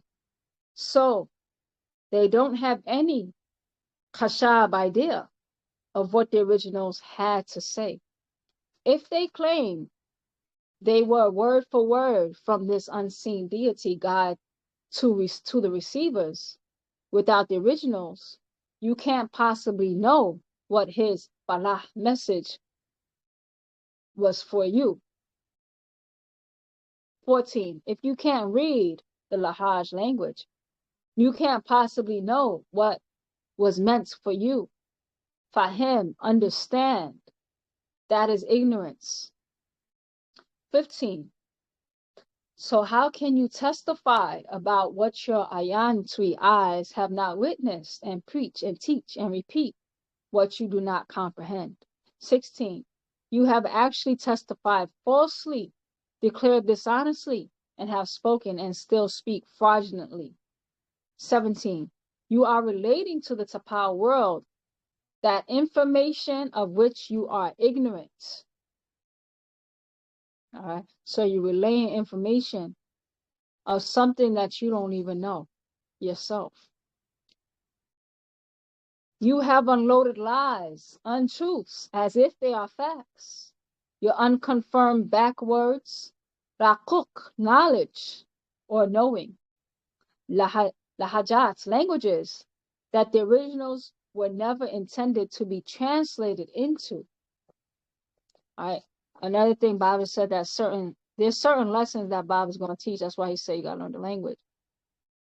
Because he said that there's certain lessons that's only going to be taught in our own language. And it would be an injustice because certain concepts or certain ideas can't even be fully done justice in English. All right. So there's a lot that's really just in our language. Right.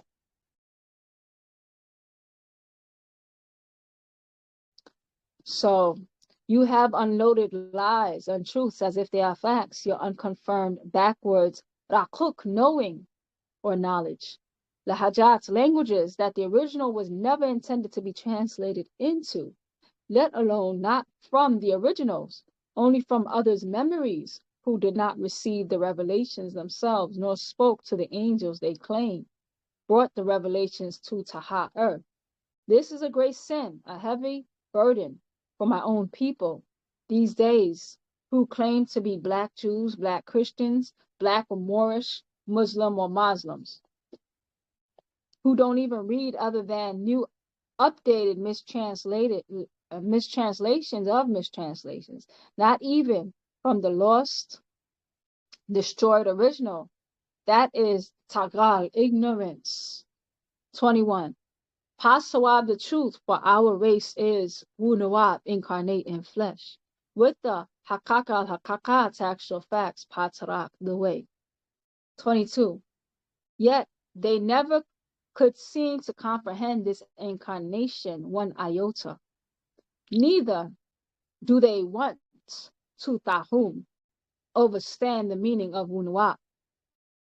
24. Redemption is unfathomable to them while under the spell of ignorance. Hajj Shalil Nawam, spell of sleep. 25. Akkad belief and takak faith only clouded their akalat minds.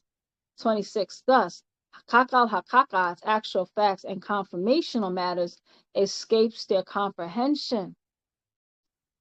All right. I like what Baba said, that redemption is unfathomable to them while under the spell of ignorance. All right. So for some people, being redeemed is unfathomable. All right. I hear some people that they're against all this racism. I'm talking about black hybrids right here in America. All right. About all of this is unfathomable, injustice. Yet, when it comes to us coming together or going back to Africa, it becomes unfathomable to their mind, because in their mind, it's always going to be this, and they can't even see anything outside of this. So there's nothing to redeem. So for them, in reality, what ends up happening, even though they see it's injustice, if they don't see that it's unfathomable because of the spell of sleep, they're going to just try to master the game of sleep, and so to speak. All right. And they'll find every excuse of why they should stay mixed up with this very injustice that they said that they see. All right. That's the spell of sleep. When in actuality, there's so much amazing things that's happening. I'm just thinking about what country was it? There's a country. It's not Ghana, because Ghana already. There's a recent country that for my fellow Africans, if you know, sometime this last month, they now made it so that if Africans, we need visas to visit you, you need a visa to visit us. That's what the president has said of that country. To stop you guys from coming and stealing our minerals. Which country was that? I forgot the country so well. Say it again. It's a woman president. I forgot the name. Yes, a woman president. Yes. Yeah. What is she? You remember the country though? I don't remember which country. It was a woman. The Maltide is Namibia. Yes, that's the country. Namibia. All right. So Namibia taking her voice back. All right. Then you have Burkina Faso. Burkina Faso, amazing. I was very happy that their parliament or their government, they outlawed wearing those wigs. No more wigs. No more colonial dress. And they were mandated to come up with their own African, what do you call that? Their uniforms. And it was nice. It had like a nice African hat and clothes. And a lot of you see a lot of African countries slowly but surely taking their power back. All right. Yeah. So, but some of us, we're just too deep. All right. Even despite all that and America crumbling and all these things and all these planes crashing here, a lot of us find it unfathomable to not live without Caucasians. And God forbid, go live with Africans. Oh, that's impossible. They'll say things like, but why do we have to give up America? Or they don't see it possible. Even with every destruction, that shows you how deep it is. Let's continue reading. So let's go back to 22. Yet they could never seem to comprehend its incarnation one iota. Neither do they want to, Dahum, overstand the meaning of Wunuwa. Redemption is unfathomable to them while under the spell of ignorance. A Hajjaj Shalir Nawam, a spell of sleep. 25, Akkad, belief, and Takak, faith, only clouded their Akalat's minds. 26, thus, Hakak al-Hakakat's actual facts and confirmational matters escape their comprehensions. 27, the illiterates of the Sawab truth, instructing illiterate of the facts, who in turn increase their ignorance. All right. So the illiterate of the truth instructing the illiterate. All right. So you have some people, you have some people that take our very facts and find a way to turn it back into a religion. All right. Stick by me. All right. I'm a true psychic. They don't even know how to breathe properly. All right. Stuff like that. All right. So you have the illiterate of the truth instructing the illiterate. All right. Of the facts. And in turn, increase their ignorance. All right. So they put themselves under a deeper spell. Astonishing, Mudamu, Adamites, both Makasu, Caucasoids, and Morabu Arabs, led our race, Hasmuni, led our race by hook and crook out of Africa to Jerusalem and Arabia, and their ignorance. All right.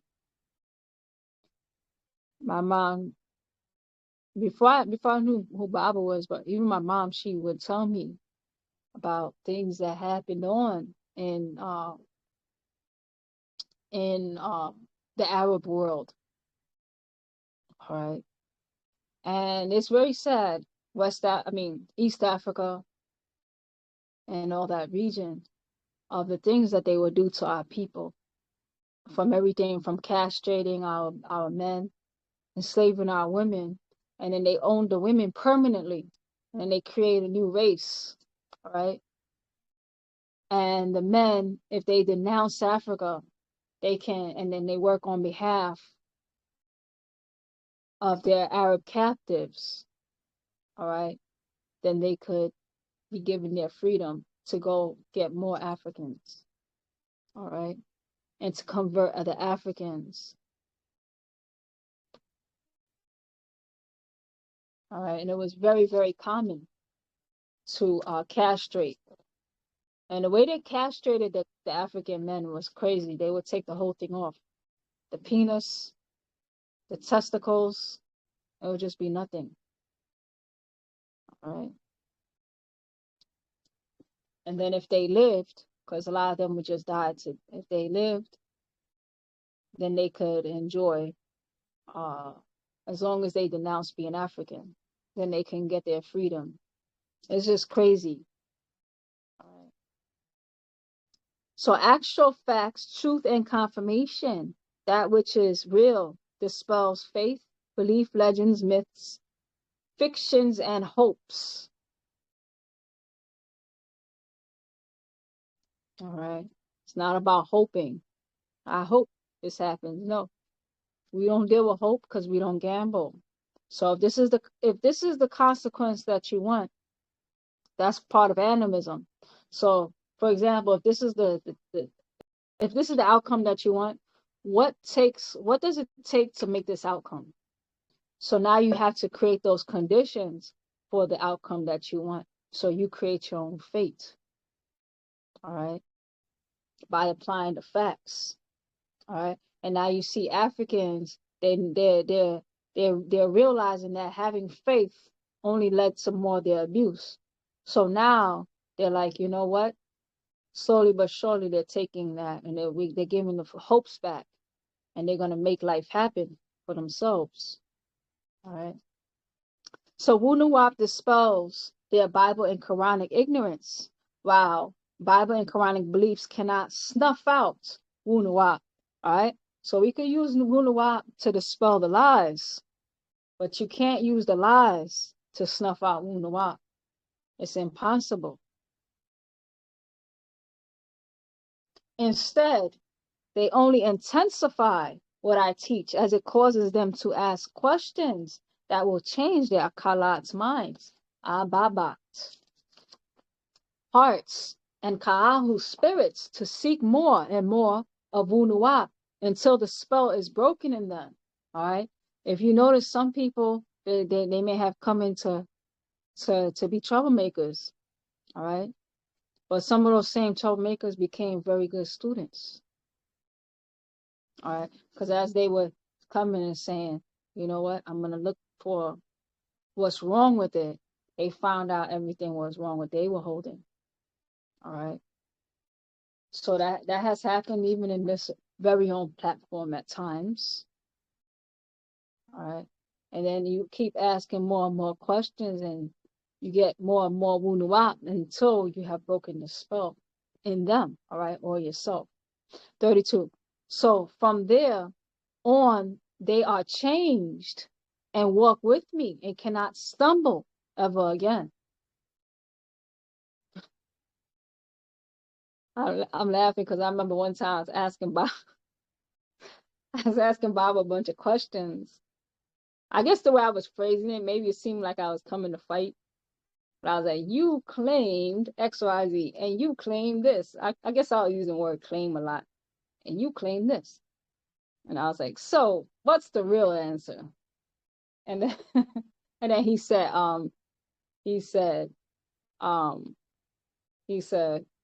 first off, don't fight him because I won't win. That's what he said. He said, don't fight me because you won't win. And then secondly, I don't claim I am such and such. Then he went on to explain it. And then I was just laughing, because and then I was like, I prefer not to fight anyway. But in actuality, he just explained, even if I was coming combative, he still, first off, he called it out. And then he explained whatever I had asked him. And then I was like, okay, that makes a lot of sense. All right.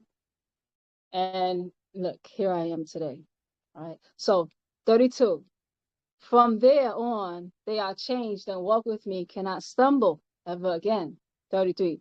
Whoever Mashoy walks beside me will accumulate the alaj, cure, and remove the religious ignorance, which is changed to knowledge and faith to fate, no longer be of the ones who are ignorant. All right. And that's where that compassion I should comes from. Because Baba said when he met all of you, he said in Bridge to Salvation, he said, remember when I met all of you, you were all wannabes, wanting to be other than self and kind. So remember that when you're interfacing with other people. All right. And that's how you can still have compassion and talk to people instead of talking at them. All right. Because sometimes a person you're challenging the person's reality. So you better have some type of fact to replace what they're holding on to. All right. And then if you do, you're helping them through a spell. And it will only cause them to ask more questions and they'll be accumulating, all right, the cure for themselves to cure themselves of their own ignorance. All right. So 34, knowing is always best when it comes to Nakab health.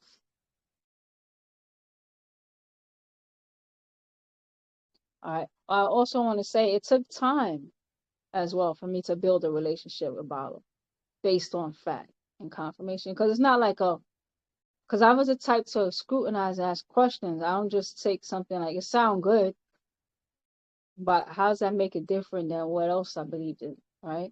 That's how my brain worked. So what happened is that the relationship gets stronger.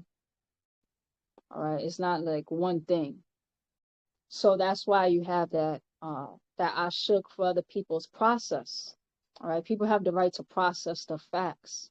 All right, and a lot of times that's what people are doing. They're accumulating the facts, and then when it measures up, all right, that's where you get what you call true justice, also known as mitma'at.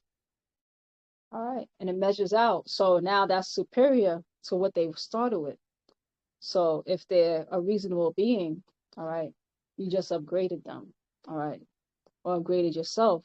So you may have a problem with something, and that's okay. Don't just dismiss it and go along because of what do you call peer pressure. You had to, because that's not something you can hide. It's going to come out in other ways. So you're better off working it out. All right. So that didn't make sense to you. You question it. All right. Because you're not going to show that you're devoted. Like, oh, this person said that. Like, okay, let's say even say Bible said, because for me, I wasn't, I still had a problem with something. So I asked. So instead of pretending that I was okay with it. So that gave me the opportunity to actually work it out and work out whatever I needed to work out in my brain. You know, that's where you do the brain surgery. All right. So that authenticity can get you a lot further than pretending. All right. And if you really want to know, if you're asking, because some people are just combative, it don't matter what you say. But some people, they really want to know. And those type of people, they'll find out. All right. And that's the difference between I feel like the other person, how Baba treated me versus how that other person who claimed to be close to Baba treated me. Two different experiences, right? So whoever Mashai walks beside me will accumulate the ajal, the alaj, hasbuni, cure, and remove the religious ignorance, which is changed to knowledge, and faith to fate.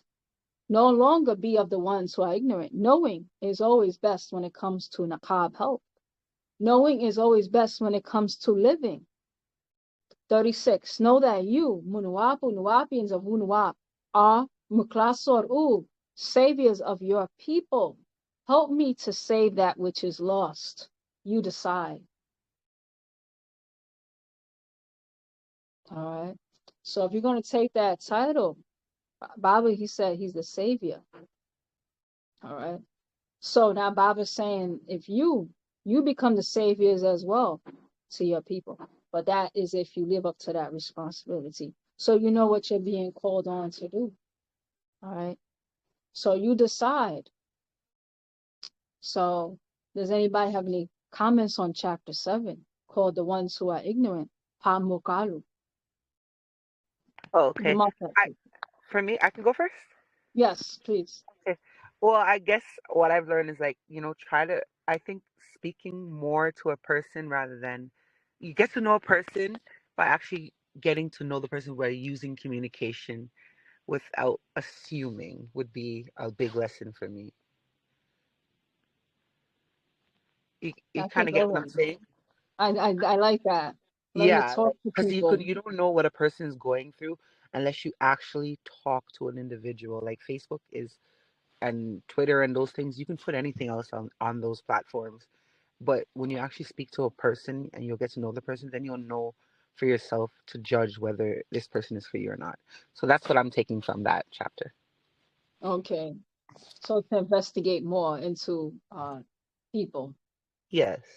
right? By communicating too, though, you can't just look at things. You have to actually communicate.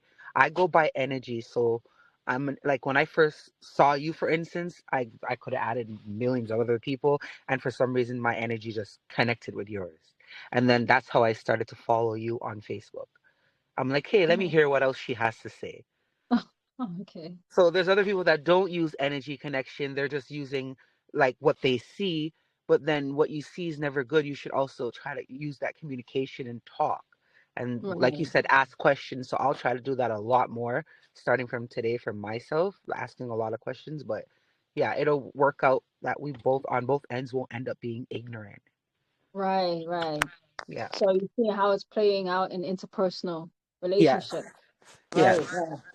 I think that's just so correct because I think there's a lot of disconnect in our tribe Mm-hmm. because of misunderstandings or I don't want to say misunderstandings because they don't even there's nothing to even understand. People just don't like other people for interactions they never even had. Misconceptions, yeah. There's a lot of Yeah, misconceptions about a lot of people having about each other. yeah. Right. I think so. And once we can master that as a collective, as a group, then I think we should be fine. Like, that's just the main thing for me is like, I go by energy. I don't know how everybody else does it, but I'm going by your energy. Um, Yeah. yeah. Okay, Tower Hat, that's a good one. Mm. Zamal Kosi. Uh, for me, it's I've been trying. I've been trying to share the the message, but here pretty much everybody's they're still asleep, and I've been very mad at the situation because after reading the scroll, I've just been learning how much we are ignorant over here, and it has not been good for me. So it has been very lonely, and I don't even know how to share the information anymore because it just goes over their heads. So even the ones that kind of got some interest and decided to look into it, but they don't seem to really grab the message of what is going on. So that's why I didn't have really much to share, but that's what's been going on over here. So yeah. So you just kind of feel a little discouraged because you find people are just like uh they're this they dismissive when you want to share things with them. Yeah. Yeah. Yeah. And even who have been kind of been dealing in a business that are kind of ruining their lifestyle. And I don't know, is the business they're dealing, so I can't really come and tell them that what you're doing is bad and not offering them a solution. So I didn't know I could be so strict to myself like this, but like I really stopped everything that were not good for us. So I stopped smoking weed. I used to smoke a lot back then, but I really stopped and everything.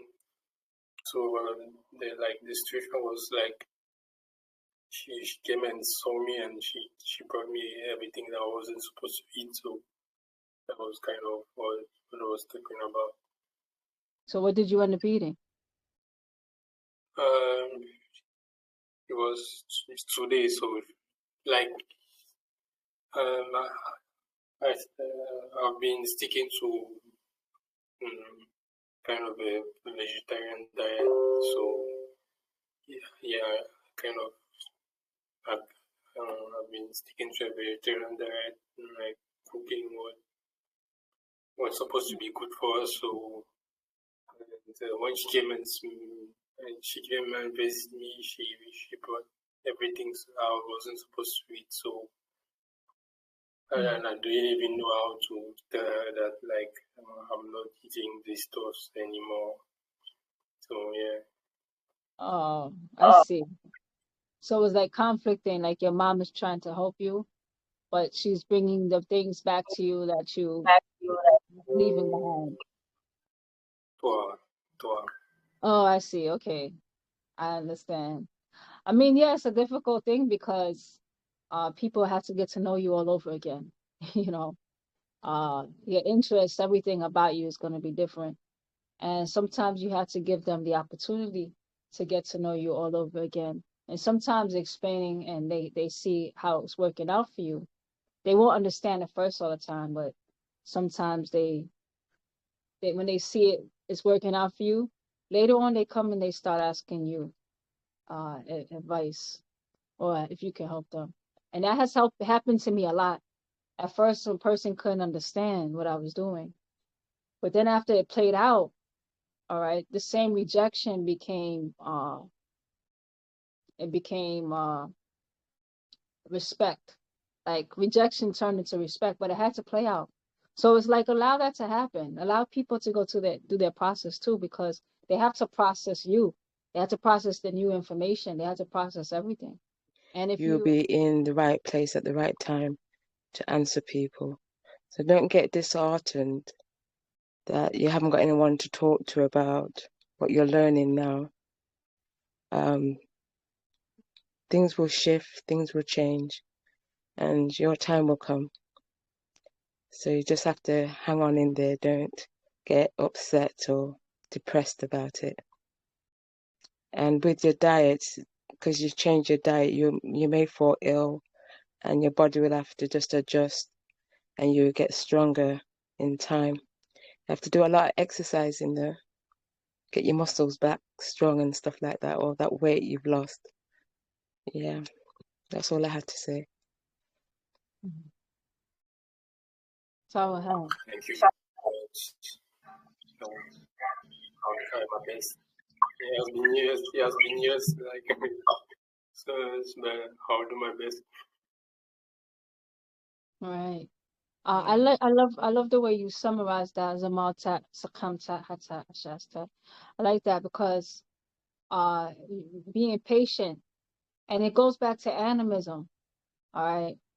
And it's like animism allows you to respect the process, all right? So allow people to go through their process, and by being patient, you're just respecting the natural cycles of life and the natural cycles of learning. And sometimes rejection is a part of learning too. Like a person, you know, Baba had given me some things, and for example, certain suggestions, and then I was just like, that sounds a little far-fetched. I think I'll stick to what I know. And I mean, Baba knew that, and I feel like he never treated me any kind of different. And he's like, life will show her, or she'll see, and life will come around. And then certain things, and I went back and I told him, I said, Baba, you were right. You were right about this or that. And it's like, Baba, having lived many cycles, Baba's an elder.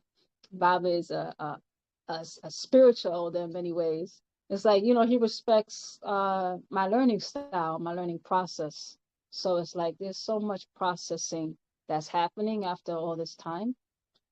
And especially when you're introducing new concepts to people, typically they don't just abandon what they know. It has to make sense. And when it makes sense to them, that's when it becomes a confirmation for them. And just because you confirmed it doesn't mean that they did. So that's where the patience comes in. And that's where us as animists understanding that there's a process to things. You allow the process.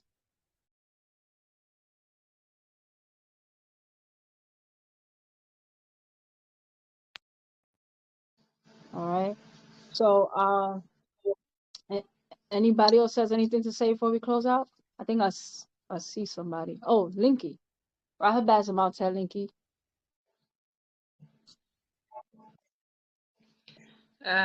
Rahubat Moisar. My connectivity is very bad today. It's been raining, so it's up and down. I hope you can hear me. Mm-hmm.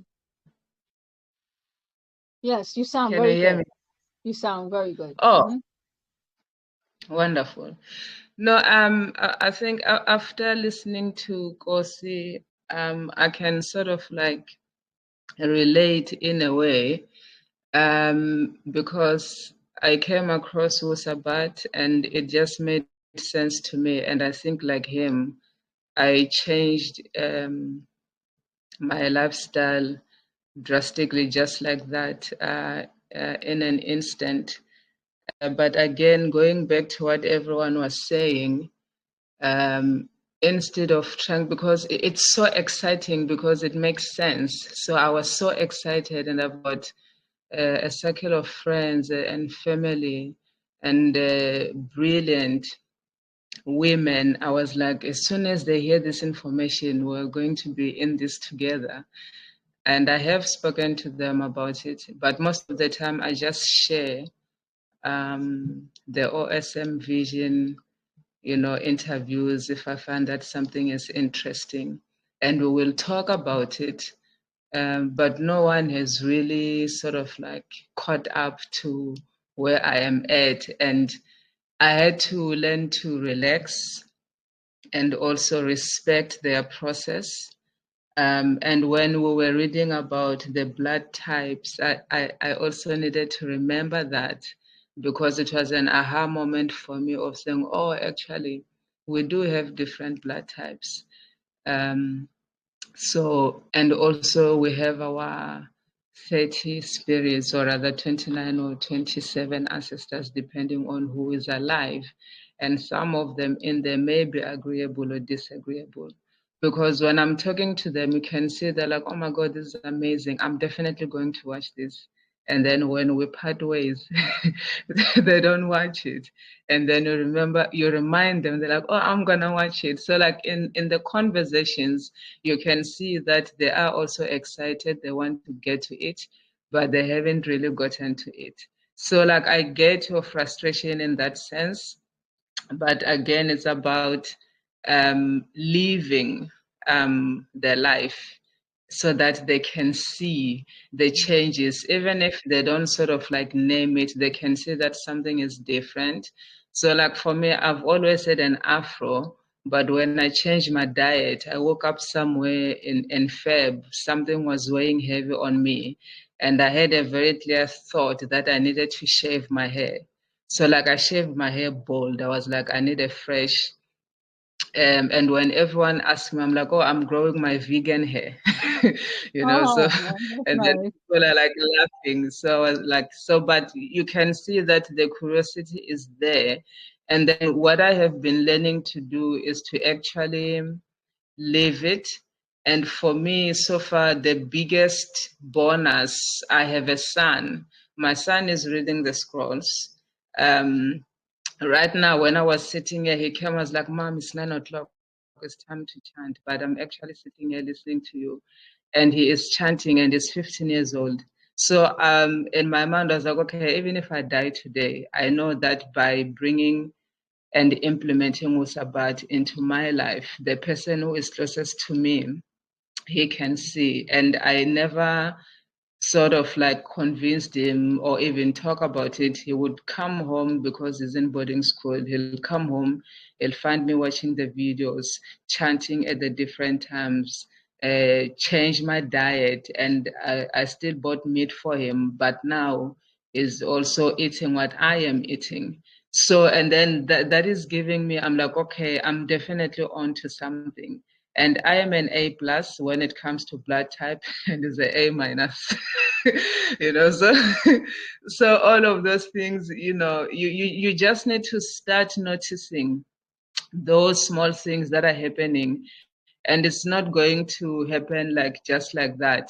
And but all I wanted to say was I understand your frustration, because I am the same, especially when you have friends where you get along, you agree so much on everything, and now you don't understand why they are not meeting you where you are at. Why are they not understanding? And then so I was like, I'm just going to engage like one person at a time, because I feel like there is so much religion. People are so tired of people preaching on Okay. them or preaching to them. So you just need to find a different technique. And I think engagement is the best way to go. Even if it's just a conversation, not to just to trigger, like a thought. If I'm at work and someone says something to me, I'll just ask them a very interesting question. They're like, huh? And then I'm like, yeah, I learned that in Wasabat. And then slowly, so they can see that every time we're talking about something, the conversation is changing, and that is going to lead up to something one day. But yeah, it's not easy because people have beliefs that are deeply rooted in the system, and when you try to teach them something else, you are saying basically everyone in your family was wrong. Your mom was wrong, your father was wrong, I am right, and by the way, I'm just a stranger, but believe me, so to say, because that's what it sort of like sounds like. So, but yeah, anyway, those were my thoughts. Thank you. Ciao. And that's a beautiful relationship for you and your son. Uh, that's wonderful. Tawa for sharing that. And all that wisdom, and you sharing a lot of wisdom. You know, I realize that like wisdom sometimes comes from a few experiences, and I think we all could like relate to that frustration.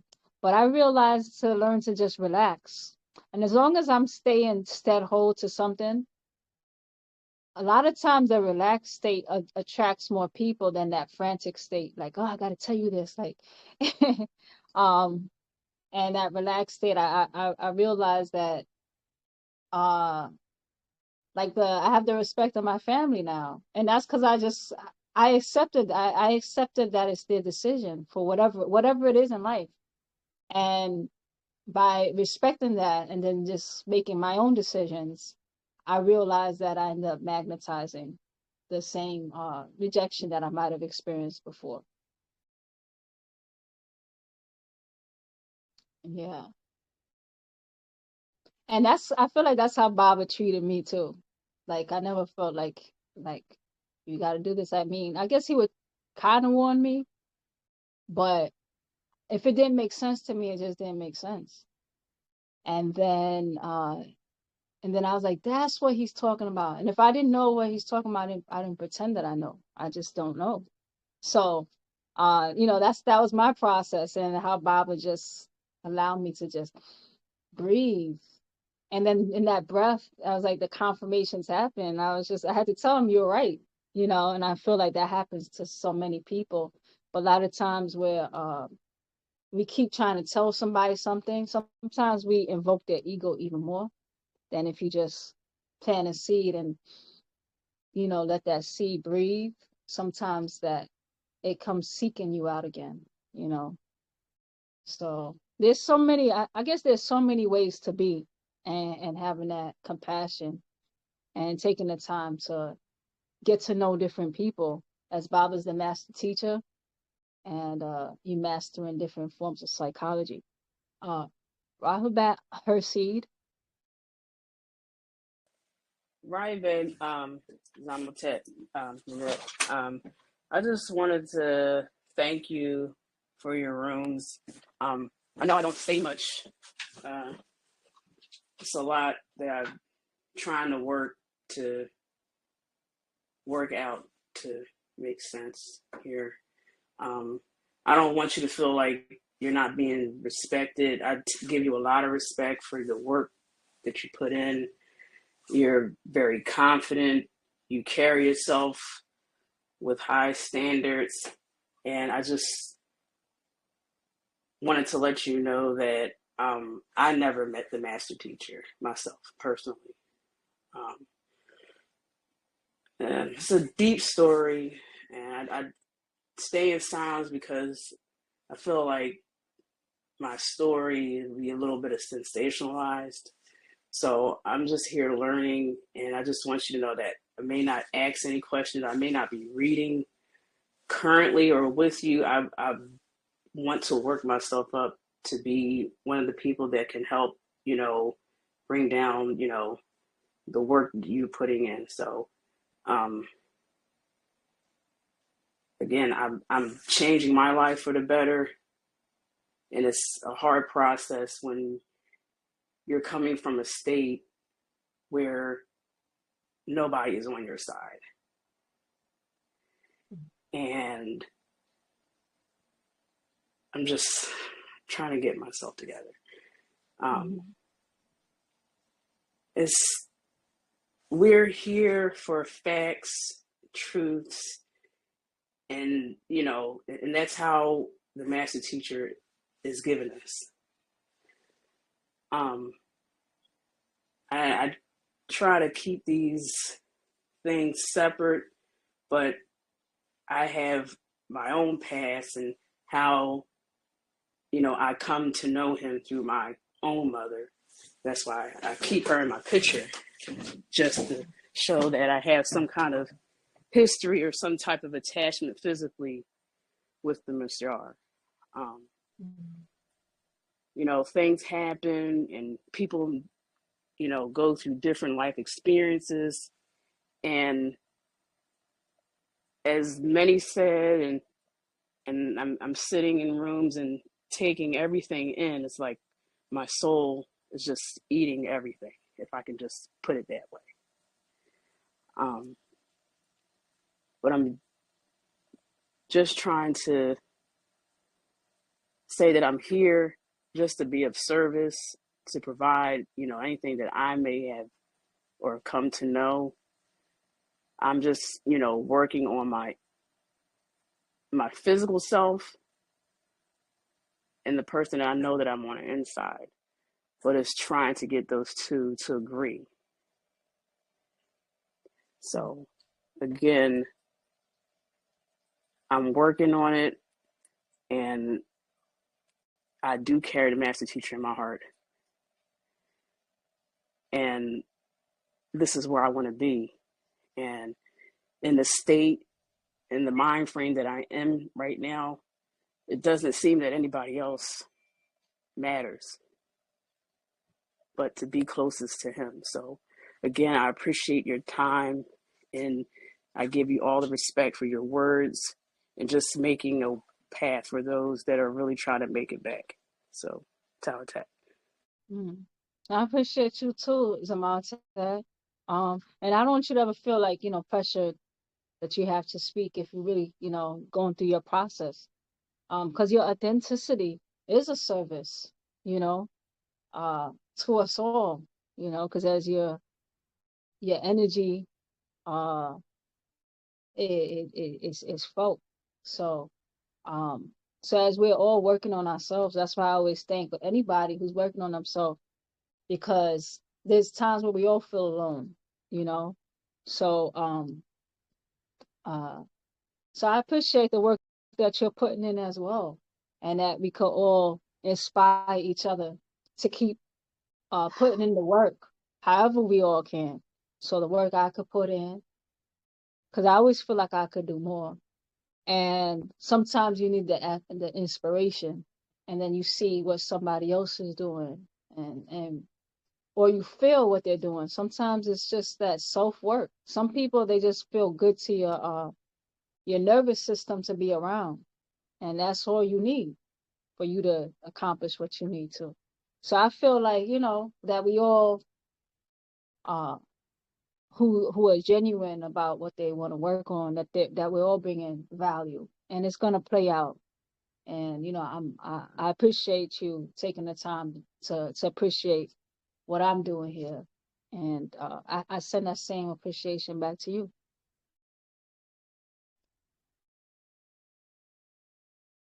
All right. And I saw somebody else unmute, and then we could wrap up if To, anybody else. this is Samantha Moon Hotel. Oh, Rahul, Zamal. Yes. Throwback. Yeah. I had stepped out for a while. I had to go and I care for my mother. She's elderly and has slight dementia, but I asked her, I said, Mama, because we listen, both of us listen to you, and she enjoys listening to the readings. I said, Mama, I know you wanted me to go and get you this food. Are you listening to this, or you want me to? Cause I was listening to it. I'll just take it with me. She said, No, I'm listening to it. Just hurry on back. I am so. I mean, we both really appreciate, being able to listen to you and also read along with you, and especially my mother.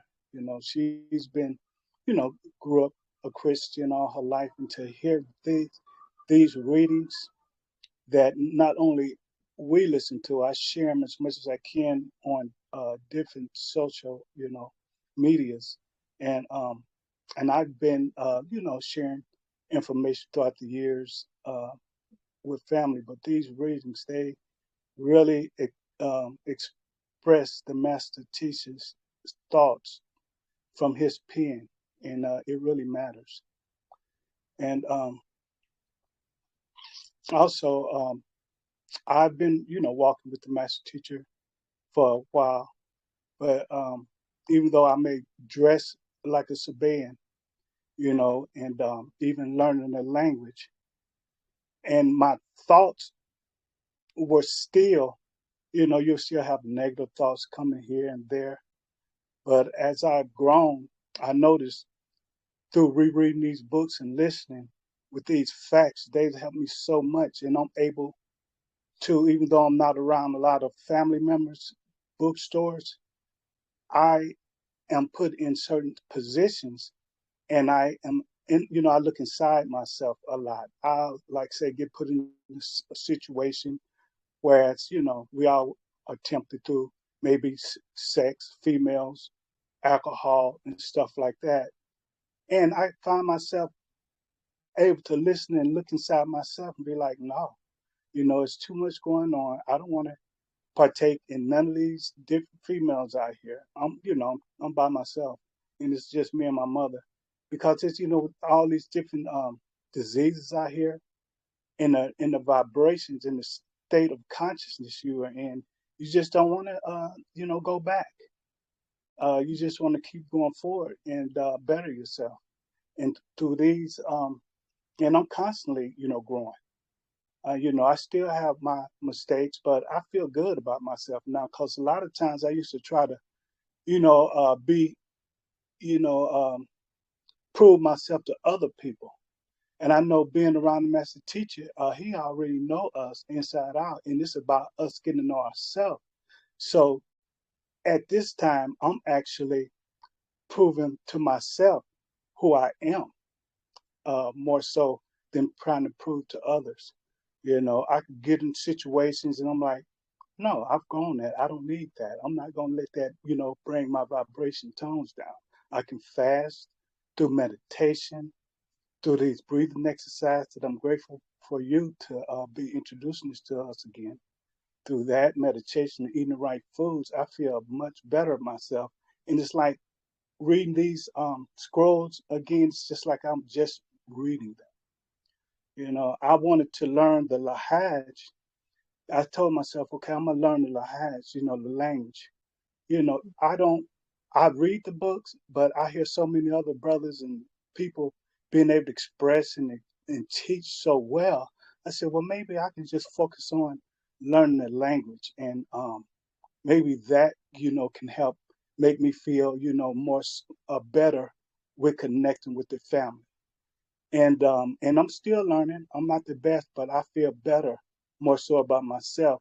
And also now I'm at the point of listening and reading so much more now, because I think I've been focusing more on Lahag and the language now. So I'm reading more and studying and listening to you, and you're helping me and us out so much, and we really appreciate this. With your wisdom, it's definitely a genetic doctrine of feminine.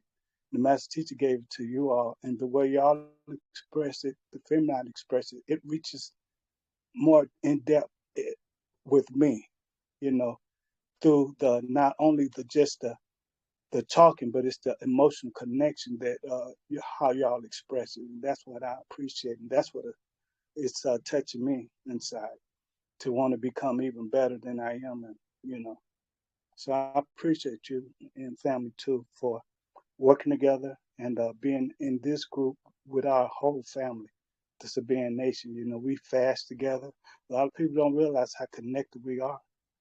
Just fasting and just on the same mental Mm-hmm. vibration. It's beautiful, and I feel good that my mother is listening and just love listening to the master teaching, and she's getting so much from this too. So thank you so much for listening, Phil.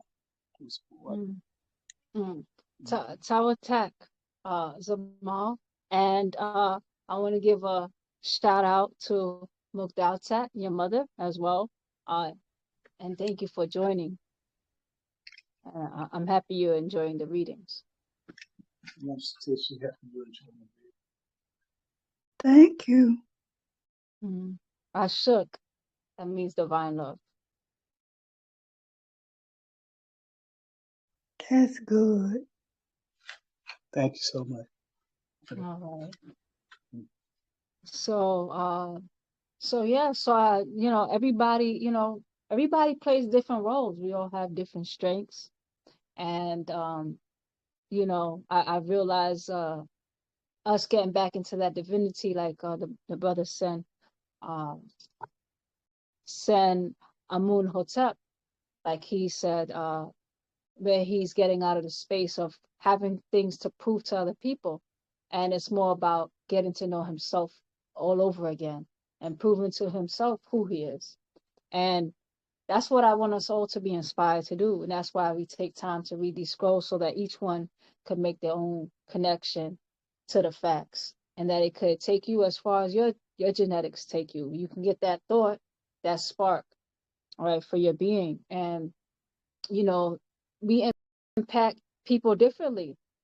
There's some people that their power is actually silence, that just being around them just brings peace, you know. So it's so many layers, and that's why there's so many people, and so many flavors of us all coming together and doing our part. So I appreciate everybody that's doing that, and that you're helping me. All right, because I've been discouraged on my own path, and I've had the pleasure of meeting some really really pivotal people that I needed, and to help me. And they may have helped me in ways that they don't even know that they helped me. So I shook to us all. That's all healing through something. So with that being said, if anybody else has anything else to say, we could just close out here. And we're going to continue our scroll tomorrow. So I shook Moisad, and I'll see everyone tomorrow. And Tawakum for everyone's part. Wadu. What do?